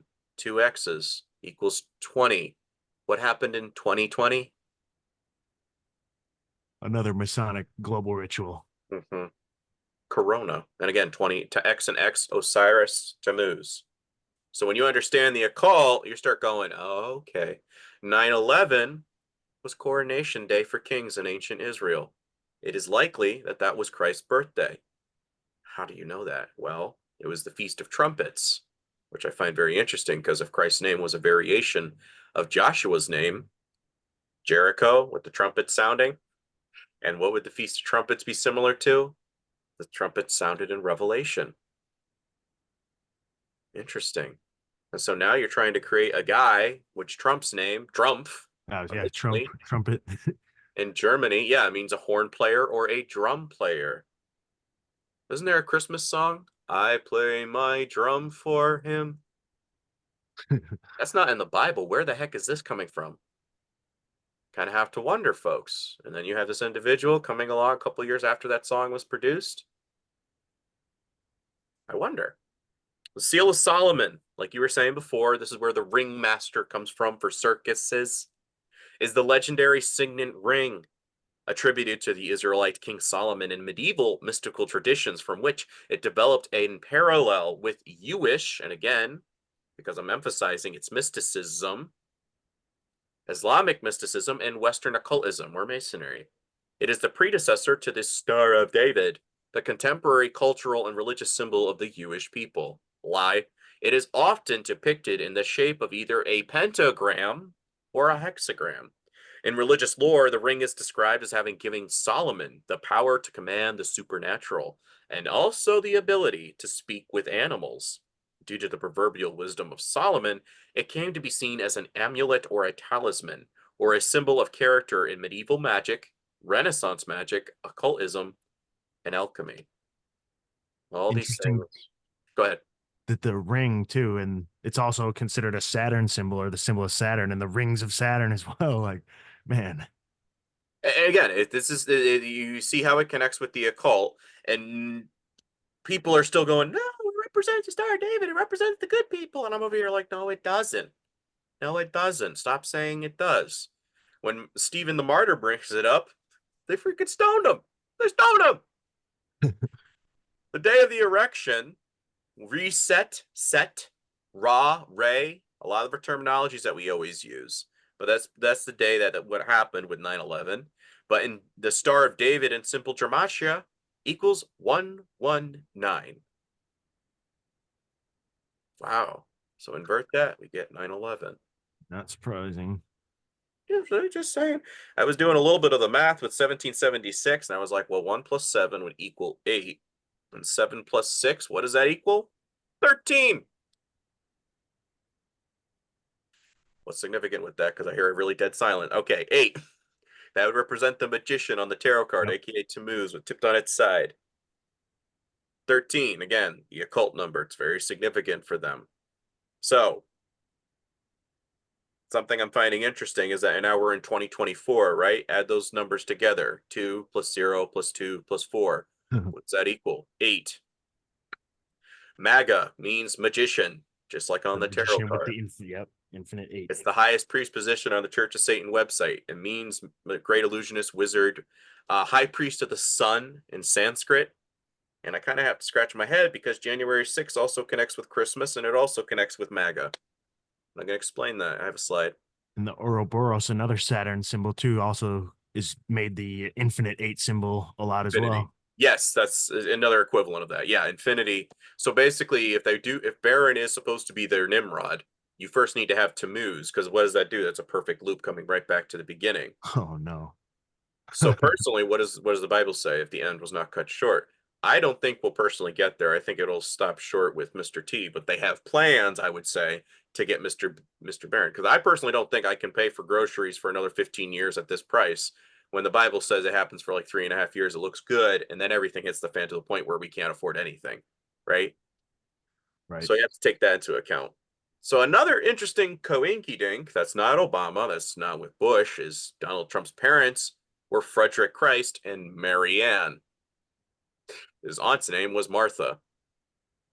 Wow. Babylon Working was a series of magic ceremonies or rituals that were performed from January to March of 1946 by author and pioneer rocket fuel scientist and occultist Jack Parsons and Scientology founder L. Ron Hubbard, who stated that the Church of Scientology was founded to bring about the Antichrist figure. This ritual was essentially designed to manifest an individual incarnation of the archetypical divine feminine called Babylon, the project based on the ideas of Aleister Crowley in his description on a similar project in 1917, Moonchild. Very interesting, because like I just said before, Queen of the Heavens, then you're using the term Babylon. Trump would have been conceived roughly around 9/11, September to June, about 9 months, right? Man. He's born in the month of Hermes, aka transgenderism, whatever you want to call it. 1 plus 9, X. 4 plus 6, X. All right, a lot of people were born in 1946. Big whoop. True. 14, 1 plus 4 equals 5. Pentagram? I don't know. Didn't Trump sign in a bunch of 5G stuff too? 5G pentagram? Yes. This is what I was explaining to somebody in reading the Rainbow episode, is like, could be a coincidence, but I'm always trying to, like, you notice how it always traces back to this guy. Very weird. Very weird. Pentagram, 5G. Penta means 5 in Latin. G means the god ram or the goat ram. Dude. Yeah. And again, the name Dawn comes from the tribe of Dan. Dan's tribe was always known for putting up the eagle when they went into battle, as opposed to the menorah. What does it say? It has to come from the tribe of Dan, possibly. The eagle and the serpent. Right. If we hear anything about this with Trump once he gets sworn in, I would imagine it comes afterwards, but it's got to be a little bit of a, oh, shoot, didn't know they were seeking him for a Davidic bloodline. You didn't? Yeah.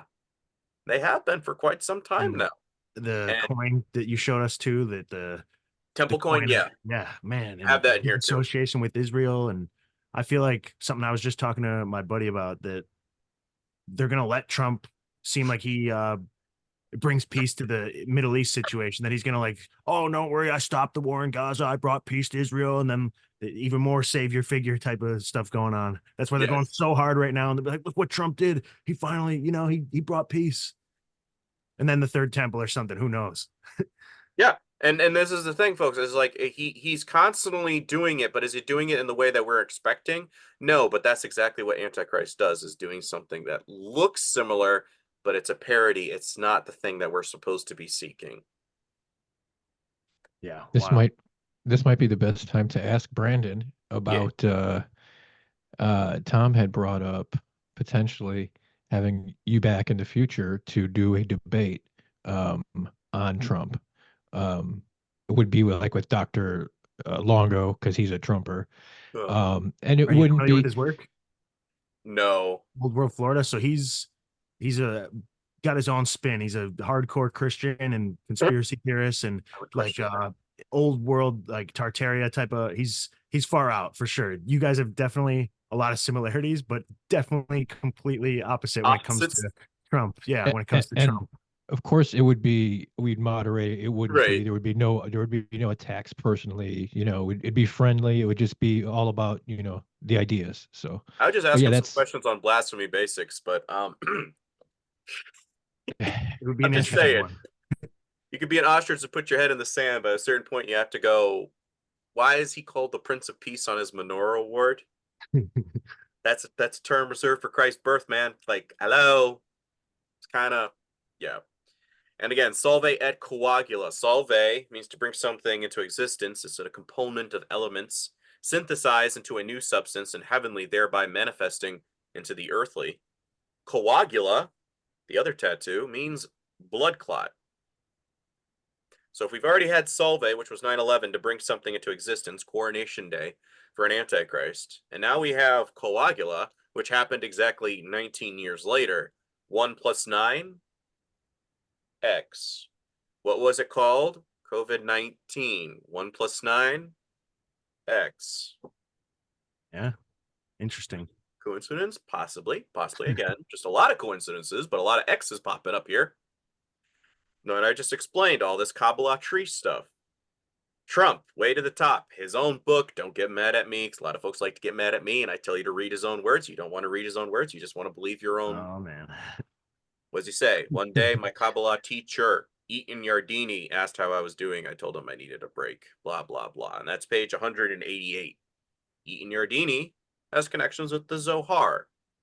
The Zohar is a collection of commentaries that define Kabbalah, a Jewish mystical thought outlined astrology behind the prophecy. Interesting. The Zohar states explicitly that the messianic process, which accompanied by several stars appearing, the Zohar goes into great depth, describing how many stars and which colors they will be. And again, Trump, I think this is AstraZeneca, not AstraZeneca. What freaking company has the one with these freaking sheep? Some type of sleep med. I can't. The name Yeah, is, whatever. I was like, I'm trying to remember ads, the name. though. It thought it began with an Is A. it Ambien? I'm not quite sure. Doesn't necessarily matter. But 2 pillars. The sheep are standing on it, and 9 and 11. And Trump is right between those 2 pillars. Just like that painting I showed you before. Can't make it up. I'm just saying, well, you know, Brandon, okay, as well. Trump's name, Donald, world ruler, Trump, to deceive or one-up and outdo somebody else. Already kind of a red flag. But Donald comes from Adonis. Adonai is a little variation thereof. Adonis stems from Dumazid, a Sumerian goat shepherd god. Dumazid's equivalent is none other than Tammuz. Trump could come from the phrase triumph, which was said in relation to Dionysus, an equivalent of Nimrod, in parades. So when you're signing the Operation Warp Speed or what have you, you basically signed Adonis Triumph. And Dionysus was known as the masked god of theater. And that's what we're getting. A lot of theater. During 2020. Yeah. This article ends with admitting that America, Edom Esau, is seen as the new Rome, which is exactly what Bibi Netanyahu called America. And 9/11 was an event that was necessary to hasten the coming of Mashiach. Maybe New York City is a modern-day Rome. The comparison has been made before. Maybe the 3 towers that fell were the 3 walls mentioned in the Zohar. And just maybe, if indeed we are entering a time period our rabbis of the past believed in, the days of Mashiach, we should be readying ourselves to the best of our ability. Oh, they're getting ready. And their Mashiach is here. Again, followers of Mithra were wearing red caps, and it says upon her forehead was the name written, Mystery Babylon the Great. And to go back, the magic practitioners were called Maga or Magi, weren't they? Magi, There correct. You go. And again, they are connected with January 6th. To be fair, go ahead. Ronald Reagan used that exact same slogan when he ran As for did president Bush in the 80s. and Obama, yes. Right. And Clinton, actually. I have a list, a compilation where every guy says it, and I'm over here like, well, shoot, they've been programming us for years. Right? That's nuts. Yeah. And again, who's the guy that makes that his main slogan? I don't wonder. And again, Sol Invictus kind of looks like the Statue of Liberty. Yeah, because the crown's connected to Tammuz. And granted, I know this is like an extra thing, but like, why did they, they're not dummies when they were chiseling this stuff, right? They were one of the most meticulous people that ever chiseled things on the face of the earth. And this is what we get, is this thing that looks like a 6, where you had to throw that little extra thing in there. Yep. Just saying. And again, every time the occult does it, it means 666. Again, the elements. That's part of the Antichrist system, is loving the things, the materialism of this world. It's also the logo for CERN. Freemasonry is Judaism. Most folks don't want to admit that, but this is Trump doing the 666 at the Kabbalah Tree of Life in his business office in New York. Transactions from the Jewish Historical Society. The coat of arms used by the Grand Lodge of England is entirely composed of the Jewish symbols. The Hidden Hand of Judah, 1936. The influence of the Jewish Sanhedrin is today more powerful than ever in Freemasonry. Rabbi B.R. Isaac Wise, the Israelite of America from 1866. Masonry is a Jewish institution whose history, degrees, charges, and passwords and explanations are Jewish from beginning to end. Encyclopedia of Freemasonry. Each lodge is and must be a symbol of the Jewish temple, each master in the chair a representative of the Jewish king, think of Solomon, and every Mason a personification of a Jewish workman. And the Jewish Tribune, 1927, Masonry is based on Judaism. Eliminate the teachings of Judaism from the Masonic ritual and what is left. The reason I'm emphasizing this, folks, is why we're there. They're dancing Israelis. We already know the Skull and Bones has connections with Freemasonry, correct? So Here we go. We understand now that there is a coalition of connection here, and this is why the Gentiles are aligned with this. When you see somebody wearing a little red bracelet like Mr. Tucker Carlson or Ivanka Trump, what is Or this? the Secret Service sniper. Right. It's a Raha,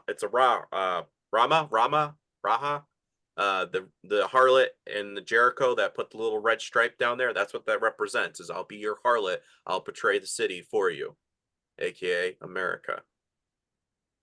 Yep. And it's funny how we got all these different names and, theologies and doctrines, cults, all for the same stuff, whether we're talking Masonry or, Judaism, Catholicism, Druidism. Yes. It's all Roman Mithraism, all this funny symbolism and, different heads to just simplify it as, oh, these guys are following demons. These guys are serving demons. Right. It all goes back to the same source. And that's what I'm trying to explain to folks, is if you can understand the source and symbolism, then you're not deceived and you're not duped. Because like I said, oh, that's Lucifer. Sol Invictus, spiked crown. Attis, spiked crown. Helios, spiked crown. This is other things you can get all over on the internet. There's a couple of different websites and whatnot. You can travel over there if you've got the money, but you will always see it connects and looks just like this character. Let's see. Did you know? So, have you guys ever seen what happened after 9/11? No, not particularly. Yeah, I don't know. Remember, I don't think what did I, Kabbalah 101?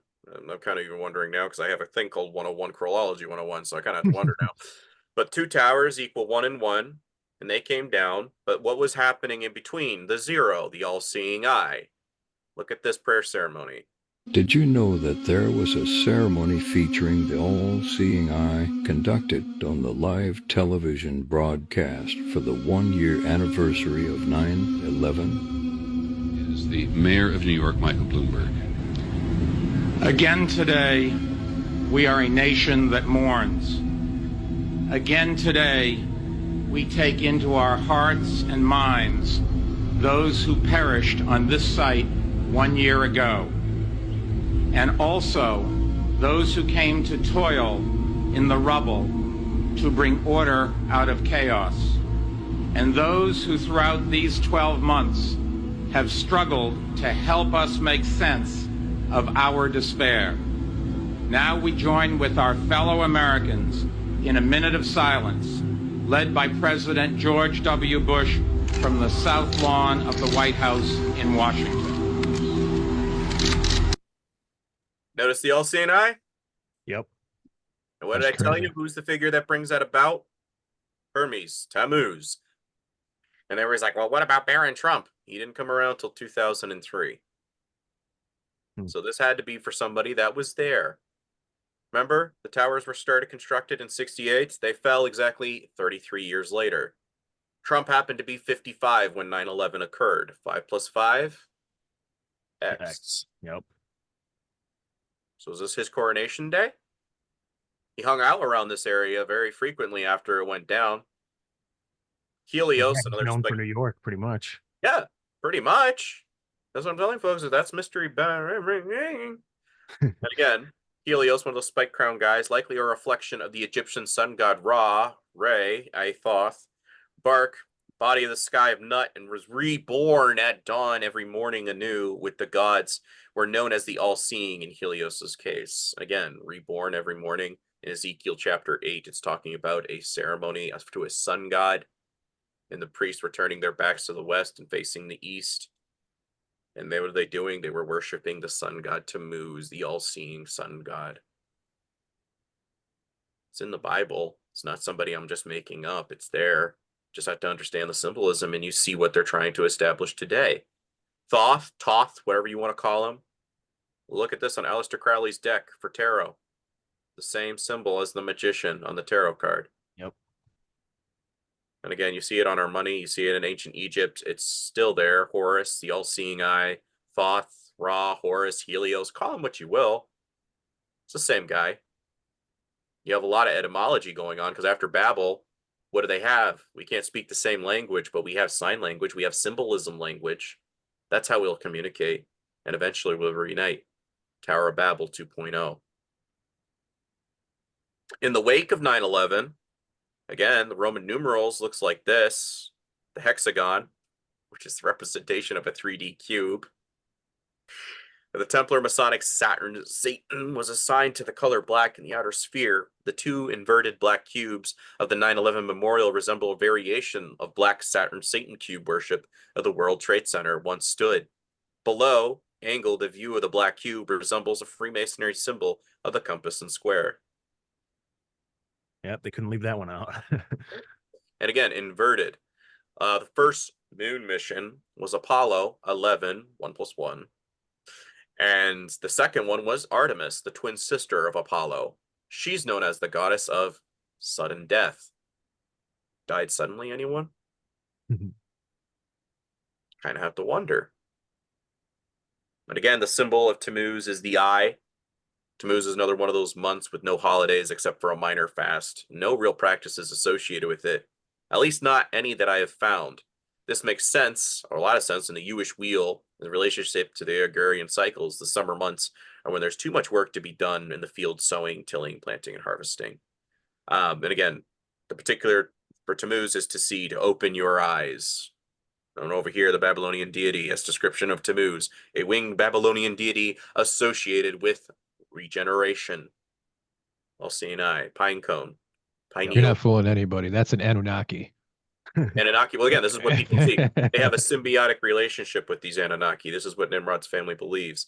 This is why the occult still do this to this day. This is why they get their gifts in Hollywood. Remember what I explained before with the trees and soul worship? They believe they have a symbiotic connection to these Anunnaki creatures. Yeah, make them into godlike they're status. literally related to them. Yeah, It's so crazy how it all connects. Stars of Hollywood, angels were known as star walkers in ancient Hebrew lore. This is where Luke Skywalker gets his connection from. Hollywood Walk of Fame with stars on it. Trump has his name there. Billy Graham has his name there. The astronauts from the moon landing are there. Huh. And they're all shaped Paramount, like what? or the movie company with the stars coming up over the mountain Paramount. Or whatever. Yeah. And then iPhone, again, why they cover up their eyes, known as a Faustian bargain eye, where you sell your soul to the devil for a temporary moment of existence and bliss. That's the premise of the play. Odin cutting out his eye for knowledge. For wisdom, yes, exactly. iPhone, Iris, again, what when you give for Siri, knowledge. When you space, hey Siri, spell that backwards, Iris. Right. You consulting a god? I don't know. Maybe Osiris. Right, Osiris. That's another variation where you abbreviate. Yeah, exactly. Invert, abbreviate. It's all there. And again, pineal gland connects to this little thing in here where they think you can get ascension crap. Have you guys ever seen this particular trailer before for Trump's campaign of 2024? Probably not. I don't think so, yeah. So there's a phrase here that's affiliated when I just said making alchemy, turning liquid into gold and stuff like that. There's a phrase they use here in relation to a particular president. This was composed by Trump's spiritual advisor, Paula White. Her very last name is Cain. Very similar to that guy that I mentioned before in the Bible. Can you hear? Yeah. And on June 14th, 1946, God looked down on his planned paradise and said, I need a caretaker. So God gave us Trump. God said, I need somebody willing to get up before dawn, fix this country, work all day, fight the Marxists, eat supper, then go to the Oval Office and stay past midnight at a meeting of the heads of state. So God made Trump.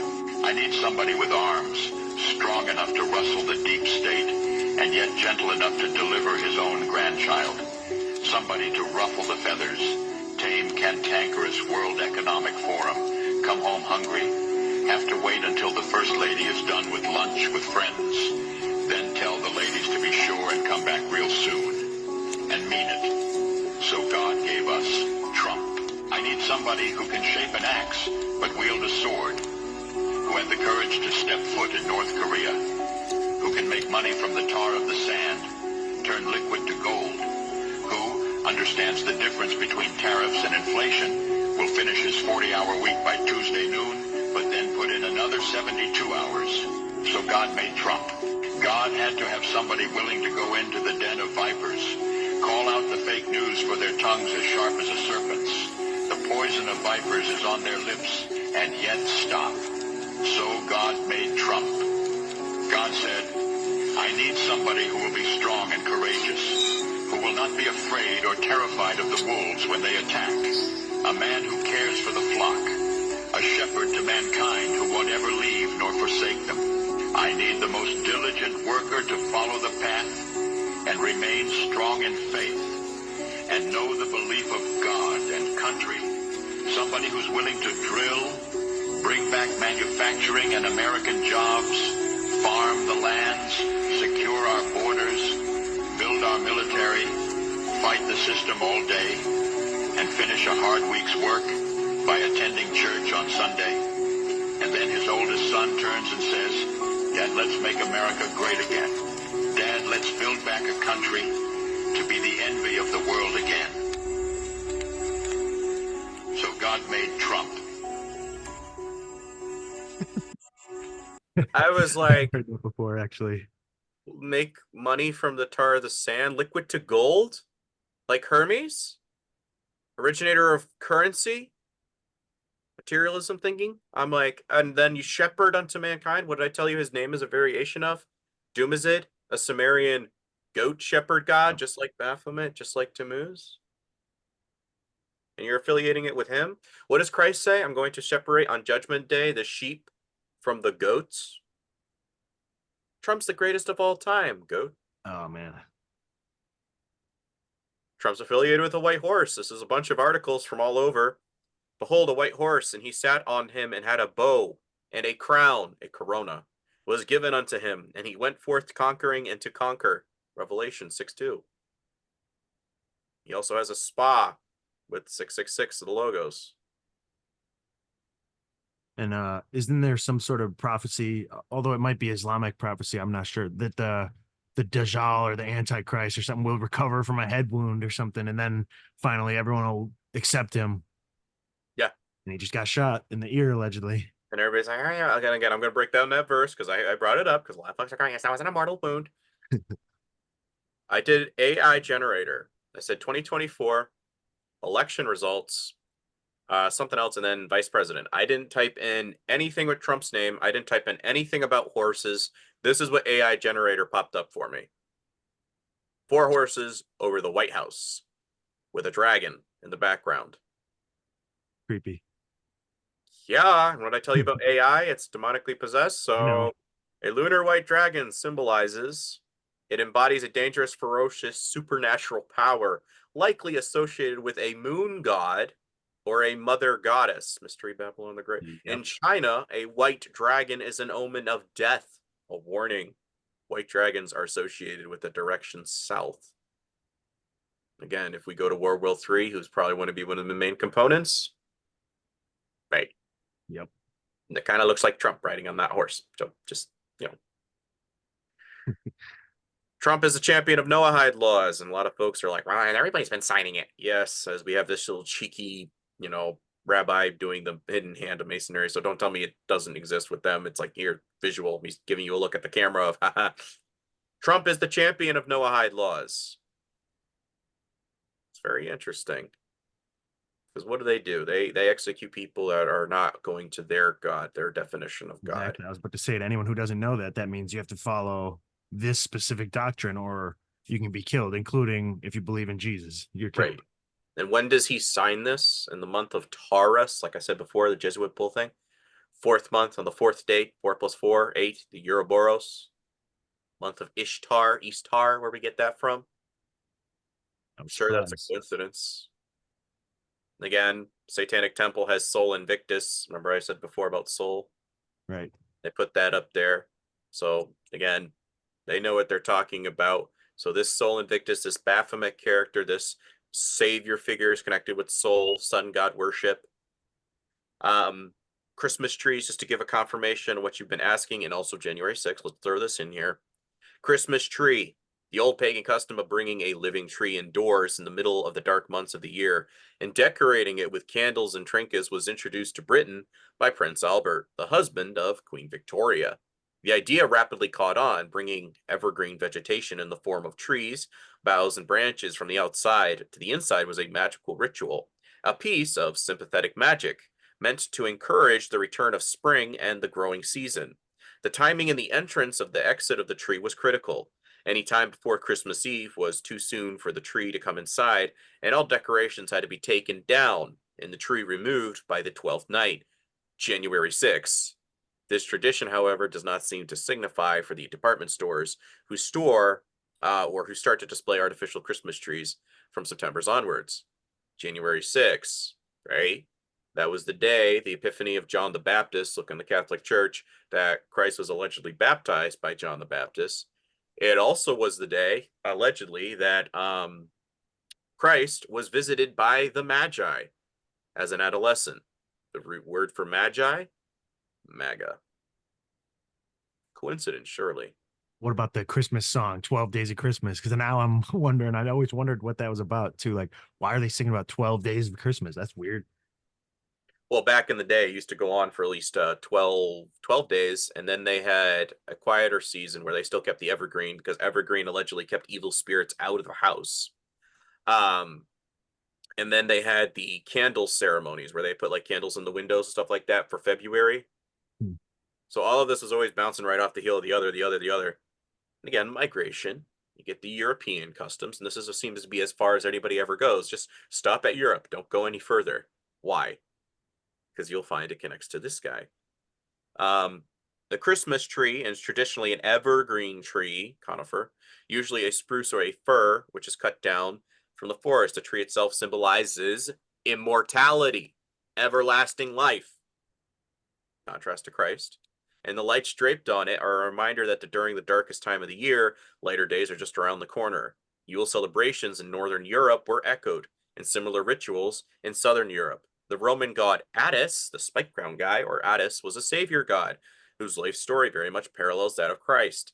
Attis was born on December 25th to a virgin mother and was sacrificed to save mankind, killed beneath a conifer, remaining for 3 days and nights in his tomb and resurrection. They added this years after Christ because they're like, well, we need to bring back our guy now because this is not what we expected. His priests, called dendrophori, meaning the tree bearers, were charged with selecting a conifer from a sacred grove that would be brought indoors in memory of the death and resurrection of Attis, who is linked with Apollo, the sun god. Apollo, Apollyon, Christmas trees, Biff Tannen. Ding, ding, ding, guys. I like. Correct me if I'm wrong, guys, but doesn't Trump appear in Home Alone right next to a Christmas tree? Isn't there a Christmas tree in the shot with him? Yes. Oh, man.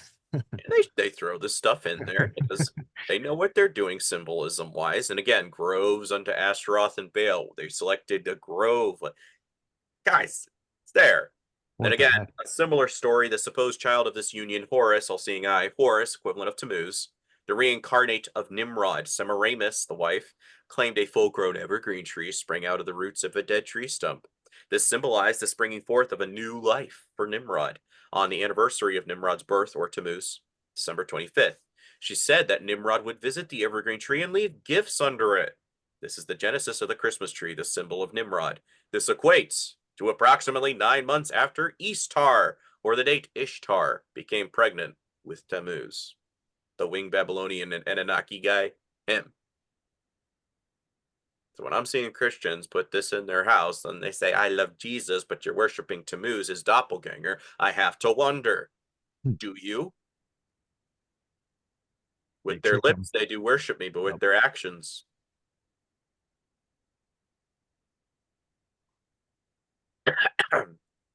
Getting over a cold, so that's why I'm coughing every once in a while. Mithra, what's he wearing? A Dagon fish cap. Dagon translates into grain. It is the Phoenician god of the Philistines. When they brought the Ark of the Covenant in it, what happened with the Dagon statue? Fell right over. No idols in front of the presence of God. Catholic Church, when you look across the room where the Pope is doing all of his little speeches in that little snake room, it's Baphomet on the wall. Why? Baphomet is equivalent of Hermes, Thoth, Tammuz, Christ pagan doppelganger. Yeah, that room just looks insanely evil. The one with the like branches and everything coming out of the ground. And I'm laughing because these people are going in there. I'm like, you don't see anything at all. Yeah, it literally looks like the final boss of like some evil video games layer or some shit. Might be. I would be surprised something went down over there. That'd be fun. What's weird is the Dagon, how he's wearing like a fish outfit. And if you're familiar with the Dogon tribe of Mali, Africa, Timbuktu. Yeah. Fish gods named Nomo came down to them, and that's who gave them the information about Sirius being a binary star system. Dogon, Dagon, I don't know. Kind of just got me thinking. I like that. I like that. That is but it sounds very similar again. Very much. And I have to wonder, is like, because you could say it's just just mythos, but like I said, Adonez. Eventually we get to Adonis. I'm just showing you here. You can look it up online. His parents was Ishtar, and Dutter. So Dutter would be equivalent of Nimrod. So again, many languages, but a similar story that always seems to connect with this guy. And Tammuz is an equivalent of Adonis. Shepherd unto mankind. What was Bush reading at the Skull and Bones? Remember, Bush was reading out loud from My Pet Goat after being warned about the 9/11 attacks.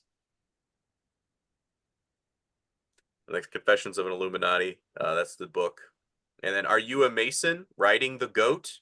When they're doing this, that means that's the Tubal-Cain, the Vulcan sign. That's invoking the hoof of the goat. Split. Yeah, that's really what you're doing. That's Kabbalah. Yeah, that's Kabbalah. I just did a post on that recently. And then in Mithra, are you sure he connects with Baphomet? Pretty sure, because I read it in this book. On either side of the two smaller figures also duplicates Mithra. One holds a torch upwards, like Statue of Liberty, and the other in the torch in reverse. The data force of the torchbearers represents the powers of life and death, of waking and waning, of spring and autumn, of ascent and descent. They are also the symbols of the two great powers represented in the alchemical Rosicrucian tradition. Rosicrucians are Master Mason Christians. By the right hand raised with the finger pointing upwards, and the left down with the finger pointing downwards. By the mystic utterances coagula and salve. Collect, disperse, fix, and vitalize. So yes, Mithra does connect with the Baphomet figure. Mithra's followers wore red caps. Again, don't take my word for it.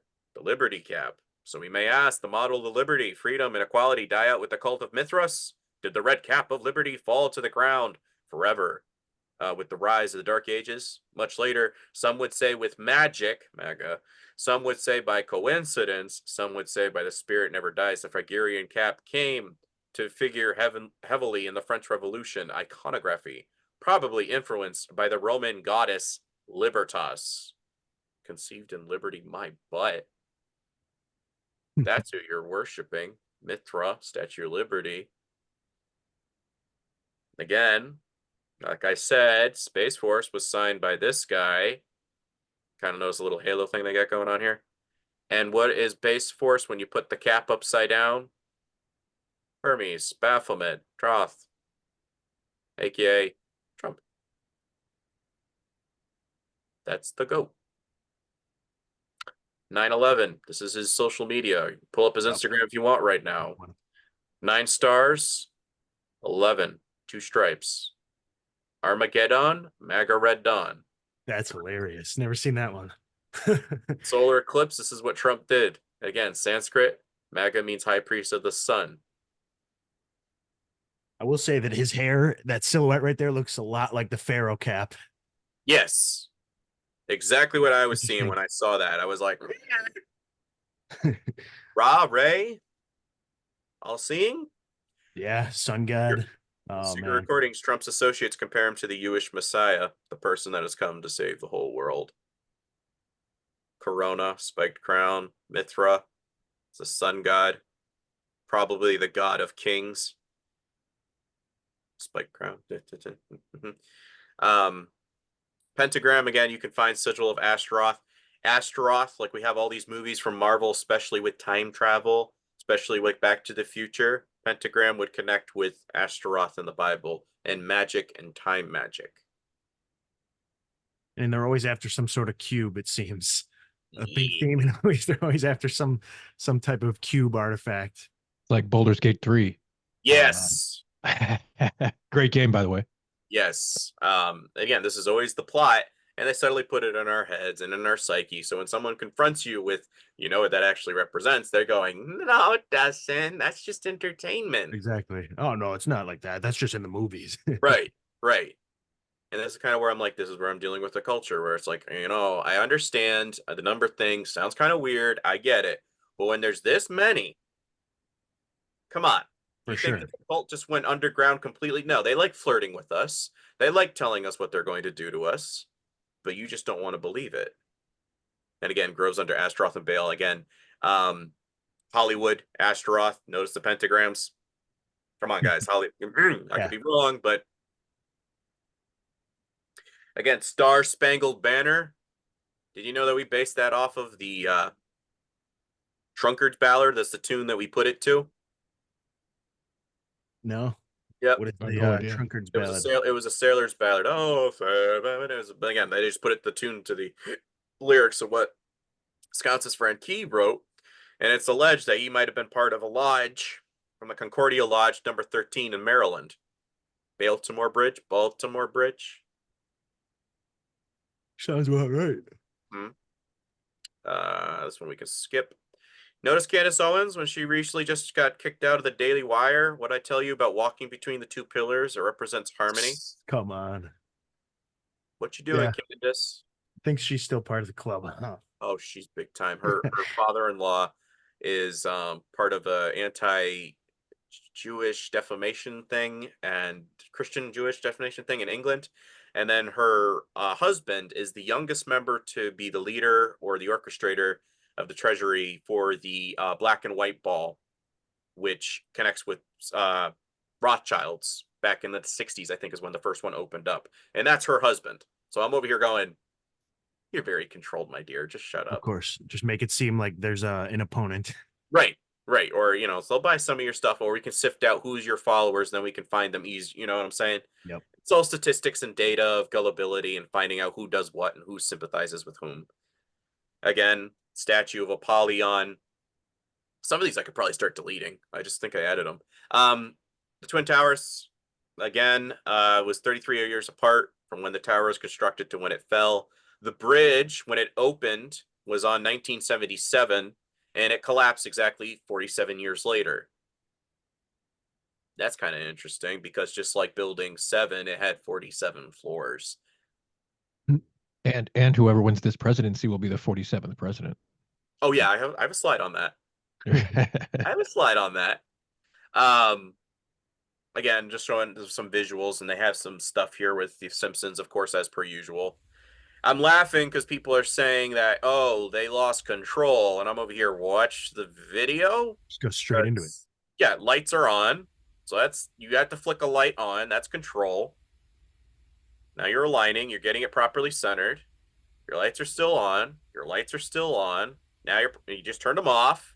Now you're speeding it, going right for the pillar. You turn your lights on one last time as you're readjusting, just to make sure you're properly aligned with the pillar. You could have gone further to the left. Sorry, to your right. And full speed ahead, and you crash into the bridge. Bam.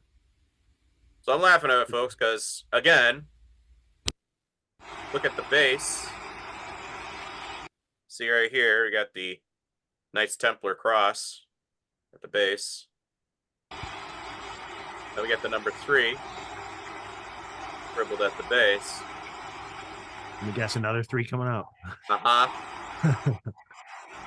That's one side. We gotta speed up to the other side. Go to the other side. And 3. What do you know? But yes, that was planned. The container, the ship, the Dolly, was hit by the Francis Scott Key Bridge. Again, key. What was the kid holding? A key and an anchor. Wow. Right? Salvador Dali had a painting called The Broken Bridge and the Dream. Tammuz is one of those months where you focus on the... Come on, manifestation. Yes. Jonathan Rumi from The Chosen. But how could he play Jesus on a TV that's inaccurate? Right? Well, you look up the logo of Angel Studios, you keep putting light on it, you'll find the Addis spiked crown. I was like, did like it, but now I'm done. Sorry. Is that Addis spiked crown? Is that the same as the Thorn of Plenty? I don't know if there's a connection. I'm actually still digging into that for a Thank Me Later Thanksgiving special one. Okay. It does connect with the Nassians, and allegedly the lore, was it Zeus or a son, that he went after a goat and he pulled off the horn of the goat. And then because he took off this particular horn of the goat, this is where we get the cornucopia and the horn of plenty. So I don't know if that does connect with that, but I'm digging into it. So I do like Thanksgiving, but you know, gotta drop some stuff here and there. But again, Alan B. West from Texas, he was trying to run for governor. He's a Mason. Oh no, there's nothing evil about it. You crashed into bridges and you're cutting off supply lines for a lot of Americans. So yeah, I'm not buying that. Again, they worshipped Baphomet, Hermes. Notice the 2 twin towers here, the extra third one. Wisdom, man ascending, just like the painting that you saw with the kid. You could put it on top of the Kabbalah Tree of Life, Corona, Kether, Cosmic Egg. If you're looking into the how Thoth or Hermes was born, was from the Cosmic Egg hatching. We have eggs on Ishtar. It's all the same thing. Pinecone could be here as well. Nice little spike here. Yeah. I feel like it's worth noting too that Trump is always the orange man too, and orange is a big Masonic symbolism color. Like there's a Masonic order in Northern Ireland called the Orange Order, and their whole thing is to keep Northern Ireland part of, you know, the UK. And I've got some theories on why they think that that's like some holy land associated with giants and stuff, but that's beside the point. But it's funny that he's the orange man, and that's considered a highly Masonic color as well. And again, I was just kind of chuckling because when somebody was saying, I'm taking something out of context when he was reciting the his favorite lyrics of The Snake. Oh, take me in, oh, tender woman, oh, take me in. You know, the snake. And I'm laughing because he says, like, yeah, take me in, American people, vote me in. You have a For real. This is what you wanted, right? Again, this is just showing that demon. Yes, you can find it on whatis.com. That demon does mean artificial intelligence, or it connects with that AI. Note this logo is the same on top of the magician's head, the Ouroboros Infinity, and they're holding it in a 666 hand pose. So, come on. I think Elon's already teaming up with Trump. And again, this is right after like the head of the wound. And he causes all, both great and small, rich and poor, free and bond, to receive a mark in their right hand or in their foreheads, and that no man will be able to buy or sell save he have the mark and the name of the beast or the number of his name. Here is wisdom. Let him that hath understanding count the number of the beast, for it is the number of a man, and his number is 666. Protons, atoms, that is the number of man, is breaking down mankind, is what they want to do. 6G, 5G. We already had Solve, which was 9/11. We have Coagula. What's the last trick in the book? Putting a great deception over the hearts and minds of men. And a lot of people are wearing a certain cap of the magician. I just looked up what the name Elon means, and it Yeah. means oak tree. Mm-hmm. And he's let's see. teaming up with Trump. Trump is the exchequer of the Vatican and World Bank. That's by Gerald Posner from God's Bankers. And Elon Musk, of course, is teaming up with Trump as his top advisor to advise him on Bitcoin. Yep. And then I know that there's a patent 60606 that has to do with cryptocurrency and a bodily implant to pay for it. Yeah. So looking up what Musk means too, you would automatically think, like the sexual male odor or something, but I guess it says Musk means It's testicle or mouse or even testicle or deer scrotum. So he could be the oak tree and the scrotum. So he's the cock and balls. Elon's the cock and balls. Elon is the two-ball cane. Yeah, or one of the false prophets. So funny. Especially because what's he promoting? Miracles and signs from heaven. Starlink. Angels were known as star walkers. Wow. Neuralink, making your brain to these fallen angel entities. So again, like you said before, CERN. Yep. CERN is named after Cernunnos, or God. Again, of the other world. Doesn't that look just like exactly what we saw before with the crescent moon and the sun in Islam, Catholicism? Sure does. Celtic Lord of Hell. CERN is the headquarters in Geneva, Switzerland. Is a statue of Shiva, which is equivalent of Baphomet, doing the 6 points of the star Remphan. Doing the cosmic dance of destruction. Shiva is the Hindu avatar. That parallels Nimrod, who built the Tower of Babel. CERN, Hadron Collider, rings mirror the spirals of Saturn. In the occult, Saturn is the dark sun, the prison planet of the fallen angels. CERN is designed as a teleportation machine to Saturn. The secret mission to CERN is to unleash Apollo, Polyon, and the dark angels from the abyss to create a stairway to heaven to make war with God Almighty. Remember that song, Stairway to Heaven? Yep. It was composed in Aleister Crowley's house in Scotland. You can YouTube it. Somebody told me last night. Blackness, yeah. Yeah, you could play it backwards, and apparently it's 666 for the numbers that were viewed. I was like, well, that's the birth of the web, like I said, comes from CERN. Again, what do they always call it? A cell phone, prison phone. And this is the logo of CERN, 666. Again, merging man with the extra helios we got from the magic juice, thanks to Mr. T, who is the father of the vaccine. Yeah, come on. Trump's number in American English etymology is numerically 185. Number means abundance, resonates with a strong message of transformation and leadership. Very interesting, because over here, like I said before, the eyes are the symbol of Tammuz. It is vision is the theme, then eyes are the symbol. And it's vision and eyesight that challenges us to really see what's in front of us and focus.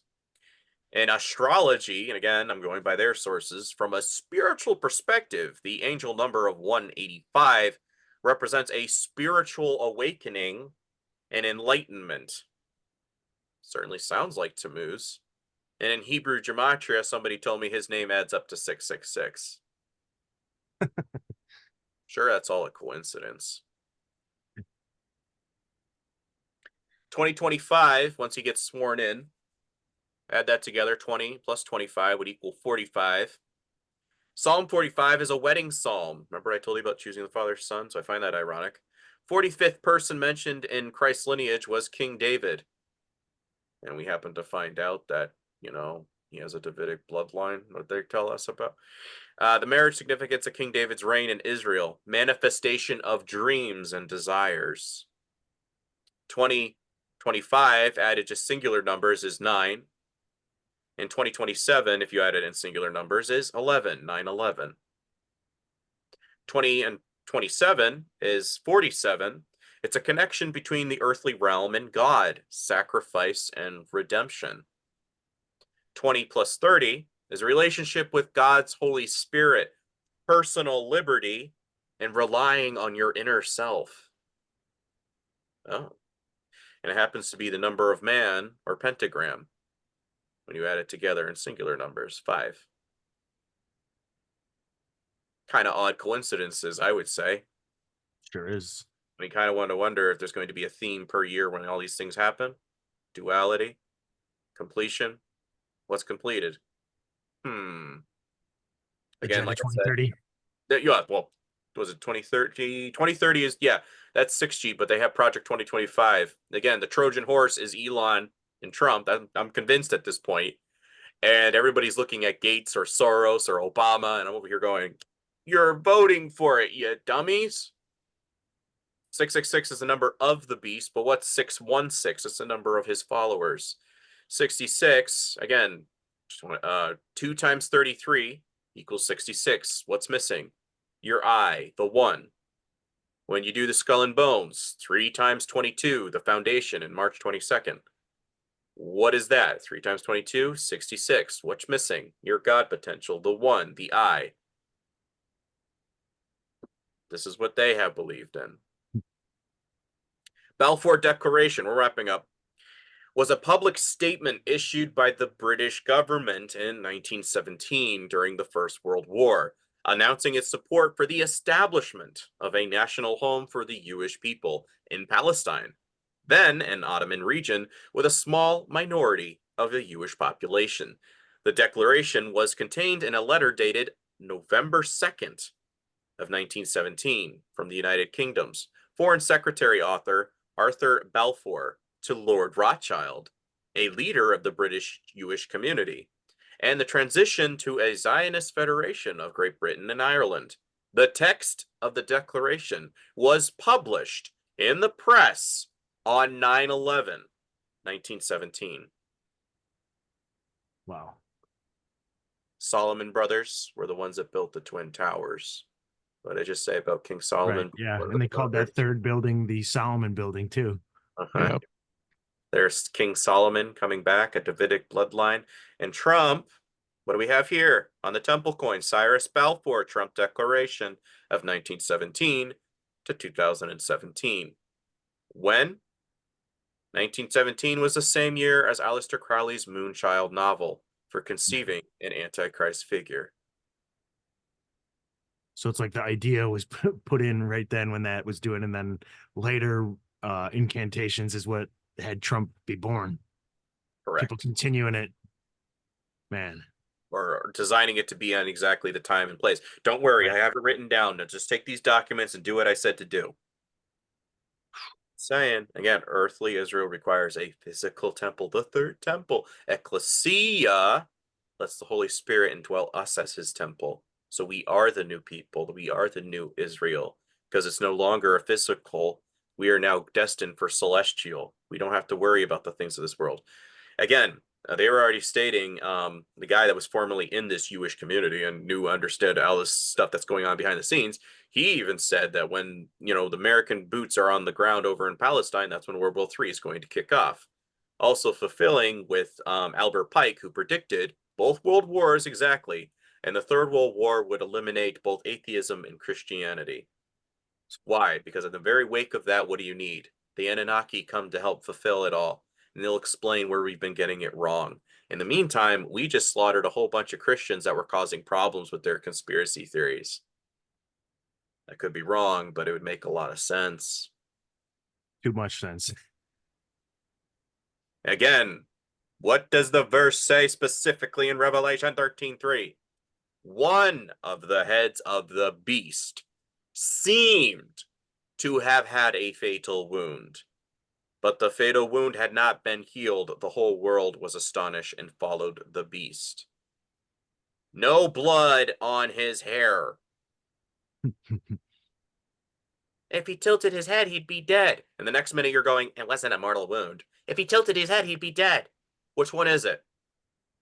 People are making bobbleheads already of this thing. The day of, Kevin Sorbo was selling a t-shirt of this event with Trump doing the fist in the air. Come on. When it was published on TMZ, Tammuz, if you want to go exoteric, Oh, wow. esoteric, it was published on 3/33. All seeing eye. Again, the Illuminati card game. Previously on Q, the shot heard around the world. The Great Awakening, a week to remember. That was published in 2018, but you know how they are. We prophesized it for you guys. Enough is enough. We're going against the establishment. We're going to found a Christian country with Project 2025. You guys want me to do this, right? No? I'm sure you've seen Temu as well, like the alternative to Amazon. Like, Yeah. oh, you can order whatever you want on Temu. Yes, I've seen a shop like Sounds that. a little too close as well. Exactly. Focusing on temporary. And again, I saw one of the heads as if it were wounded, and his deadly wound was healed. And the whole world followed after the beast. But then, and they worshiped the dragon, which had given its power unto the beast. Dragon means Satan. Beast means somebody that's representing him. Come on, guys. And they worship the beast, saying, who is like the beast, unto who is able to make war with him. Who's like Trump? He's the GOAT, the greatest of all time. Everything they throw at him, he defeats. He's going to drain the swamp and redeem the West this time round. Guys, really? It's so blatantly obvious. MAGA, magician, doing the fist. Come on. They're getting tattoos. I joke all the time. I was like, I've watched WWE since I was a little kid. You can't fool me with all this political stuff. It's the same exact thing. I see the exact same, script. Yeah, and it's going live now in politics. And even Anton LaVey says that Masonry or something like that in politics, it's to distract you. It's for the lower initiates. 100%. When was it reported about the shooting? Trump reaches for the side of his ear, and the blood can be seen dripping down the right ear. It was talked about on 6/11, aka 9/11 inverted. 69, or the symbol of Cancer, is July. 1969 is the same year they filmed the Apollo hoax. Apollo, again, remember, sun god, twin sister, Artemis, goddess of sudden death. Coincidence, surely. Come on. Here's another one. Revelation 13:3-4.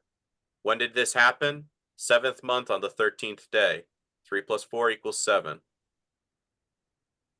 Wild. Statistically, guys, like, I get it. Sounds kind of weird, but you know how the occult is. 100%. Like I Word said became before, flesh. the numerology, people could say, oh, you're just pulling at straws, whatever. No, if anything, it just backs it up even more. But it's like, yeah. And like you just said, he was president 4/5, 4 + 5 = 9, 4 + 7 = 11, 9/11. Come on, look at his social media. Not to mention just his photo, but look at the what he's got here. 2 honey. 2 Right. + 5 + 2 = 9. He only ever follows 47. 11. 9/11. Again. Wild. I did this presentation on Occult Conspiracy before the shooting went down, and the guy, he's over here going, I remember you saying the only thing basically missing now is a headshot wound. Pretty much. Right? And I'm like, okay, so you're paying attention. The moment that Donald Trump was born, remember, the Moonchild, was between the two horns of Taurus. Remember we saw earlier the crest? Donald Trump is their man to perform the tarot octony, the ritual where Mithras kills the bull. Mithras represents Apollo. The bull represents God. So is Trump going to sacrifice the red heifer in Israel after he brings peace? You have to wonder. It proclaims himself to be God. Mithra followers wore red caps. Right now they have people that are over there praying on the shaft of Baal of Washington, D.C., aka Washington Monument. They're putting their hands on it while wearing red caps. I'm like, if you knew, remember what I said America was known as the land of the phoenix or the feathered serpent? Yep. Everybody said this looked like a little phoenix coming up from the ashes. Was that over the shooting? Uh-huh. Huh. And what's his name? The Harris guy, the conservative black guy. That's exactly, he was doing a whole little video on this. I'm like, looks like a phoenix, Statue of Liberty, and his all-seeing eye right here. Like, guys. Yeah, that's insane. Holy idolatry. And again, where was that sculpture or statue? Like, that's I think insane. it's Cali. It's something with Hispanics, remember correctly. He's got the Roman emperor, olive branch, the Apollo, whatever on his head. Yes. Yeah, come on.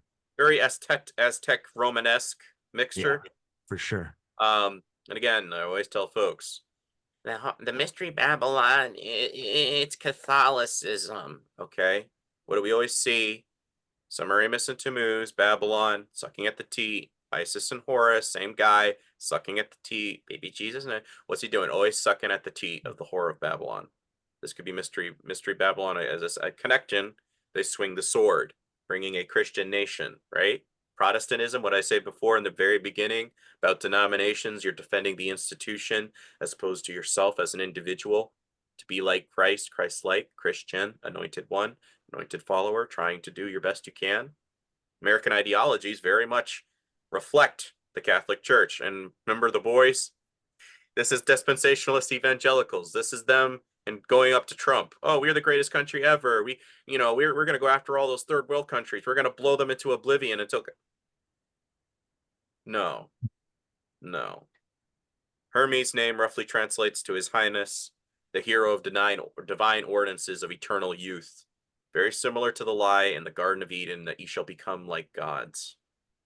The AI thing, yeah, triggered one of my memories back to. So I mentioned the 1968, all the things with 9/11, something that my friend added on top of that. That at first it was just like, oh, that's an interesting one, but as I went deeper, I was like, that's actually a profound one. That 2001, A Space Odyssey, also came out in 1968. It's got 2001 in the name, and the whole theme is AI being like an all-encompassing surveilling thing. And after 9/11, the Patriot Act is what gave way to all the, invasive surveillance we have right now that's eventually going to be plugged in and controlled by some supercomputer AI thing. So I think that one's worth including in there as well. Well, even the foundation, Kubrick too. The State of Israel and the WHO were both founded in 1948. 36 years later, 1984, Orwell's All-Seeing Eye. Yeah. Wow. 36 years on top of 1984, we get 2020. Right. Everybody's always saying, don't make Orwell, make Orwell fiction again. And this is the last thing. The All-Seeing Eye is made of the emeralds like shade on top of the Israeli Supreme Court, designed by Rothschild. Your dollar bill, ladies and gentlemen. Yep. So that's all I got for you, gentlemen. Hope that was explaining everything. Yeah. No, it's long and lengthy, but trust me, a lot of folks are gravitating towards this topic, especially with what's happened. So it'll probably be a very good share for you guys. Oh yeah, the timing of this was couldn't be more perfect. No doubt. Yeah. I want to ask you real quick. Yes, sir. You obviously are super well researched. I can't even imagine the hours you must have dedicated to your craft. However, what happens if Trump gets elected and nothing kind of happens? That doesn't necessarily mean he's not the Antichrist, though. It just means maybe the timeline is a little off, or. Well, as I told folks before, I'm always willing to go back to a drawing board. However, what I have seen thus far, and including the head wound, I'm kind of going, okay. Yeah. As well, I think, because it says for like the first 3.5 years, it's going to be okay. I go off of a 13-month calendar perspective, as opposed to what we see in the Bible of a 3.5 years. For like, we would be like, oh, so that means it has to be exactly 12 months and this, that. So I always add a little extra leeway. I personally wouldn't see anything going down, probably until like 27 or 2028. I could see it. For the first 3.5 years, it looks okay. And then all of a sudden it's, yeah. So that's personally how I'm painting it. Somebody, I just watched a clip. It was a minute of a guy, is a colonel somebody, says, I wouldn't be surprised if by like his second or third year, they sign a national veto where basically it's just a Christian country. Like that's it. That is the state religion. Again, with Project 2025, he can make that happen with it, like basically veto. And I'm over here like, again, Christian nationalism with a lot of these evangelicals with Holy Land and, Trump's the champion of Noahide laws. He's already said at a rally, it's time to implement the death penalty for anti-Semitism or attacks. For sure. When they're mixing the definition of Zism with that, I can see something within the next 2 or 3 years. It's just like COVID. It's very slow at first, but I'm seeing it already now with the cognitive dissonance of unfollows, with the enmity that's starting to rise with folks. They're equating Christ in the same concept and same veins as Trump, with Christ. So I could be wrong. I'm willing to go back to the drawing board, but if they want a new world order by 2030 and all this other stuff I've shown towards you, I don't think we're going to be making it to a 2040 scenario. I personally don't see that. And these are always some of my favorite episodes because even though you and I don't agree on everything, we kept it completely civil, of course. And I can't refute anything of what you said. So it's like, I mean, it is what it is, man. I appreciate it so much. See it as coincidences and a thing to ponder. If more happens, I'd just be like, okay, what else you got? Right. That's the way I always tell folks. If I'm wrong, I'm willing to admit it. I voted for Trump twice, as I tell folks. And first time, it was my first time voting. Comparison to Hillary, I was like, Second time, everything in my spirit was just like, you're not supposed to be here. This is not for you. It felt incredibly off. And it felt, now when I see his merchandise, I feel spiritually nauseous. Everything inside of me is going, you need to get away from this. This is not normal. Yeah, so, I'm with you that I think nothing's gonna happen like overtly right out the gate. They're gonna make it like, oh yeah, look at what he's doing. You know, I really do think he's gonna somehow bring a planned end to the Palestine thing, so people will celebrate him even more. Yeah, and again, he could literally end that really quick, or even a World War III scenario, and then he comes out on top. Oh, don't worry, I'll put an end to a World War III scenario, and then we all get bulldozed into it, freaking. And again, he's not that popular. If everybody dies from miracle juice in a World War III scenario, yeah, he's going to be the top dog standing. Yep. Yeah. Where can everybody find your stuff? Krollology, right? Yeah, Krollology. Please don't follow if you got thin skin. I'm really getting tired of blocking and removing folks who get cranky. The Krollology, KROLL-ology, Laura_101, and then Mana Daily Podcast on Rumble on YouTube. Yes, and to anyone who may get triggered by some of his content, it's deep as you just listened, and you might have been lost and like, what the heck is going on? So right. Just give it some time and absorb it a couple times. Exactly. Yeah, and if you were just listening to the audio, then definitely go jump over to YouTube, because the visual presentation clarifies it a lot more too. Without a doubt. Yeah, thanks for doing this again, brother. We appreciate it tremendously. Well, thanks for having me on. Yeah, if I could get a copy of this, I'll share it and then promote your guys' channel too. 100%. Do you want the audio or the video? Video, preferably. That'd be fine. Cool. Yeah, I'll send you like a Dropbox or some kind of link. Yeah, that'll be fine. Google Drive preferably. Google Drive's usually the best for me. Perfect. Yeah, I'll send you a link probably like the next day or two. We won't. Okay. You could put it up. You could put it up as soon as you want. We're a little bit kind of. Actually, we'll probably push this up. Yeah, put it. Considering the content. Topic. So, 100%, dude. We'll get it out to you. We appreciate you so much. Yeah, I can send you a thumbnail too. I got a bunch of them for this particular topic. Sweet. Yeah, that'll work. Absolutely. Okay. Cool. Thanks, dude. Have a good day. Thanks, brother. Thanks for having me on. Talk to you guys later. Anytime, dude. Bye. Let's not do the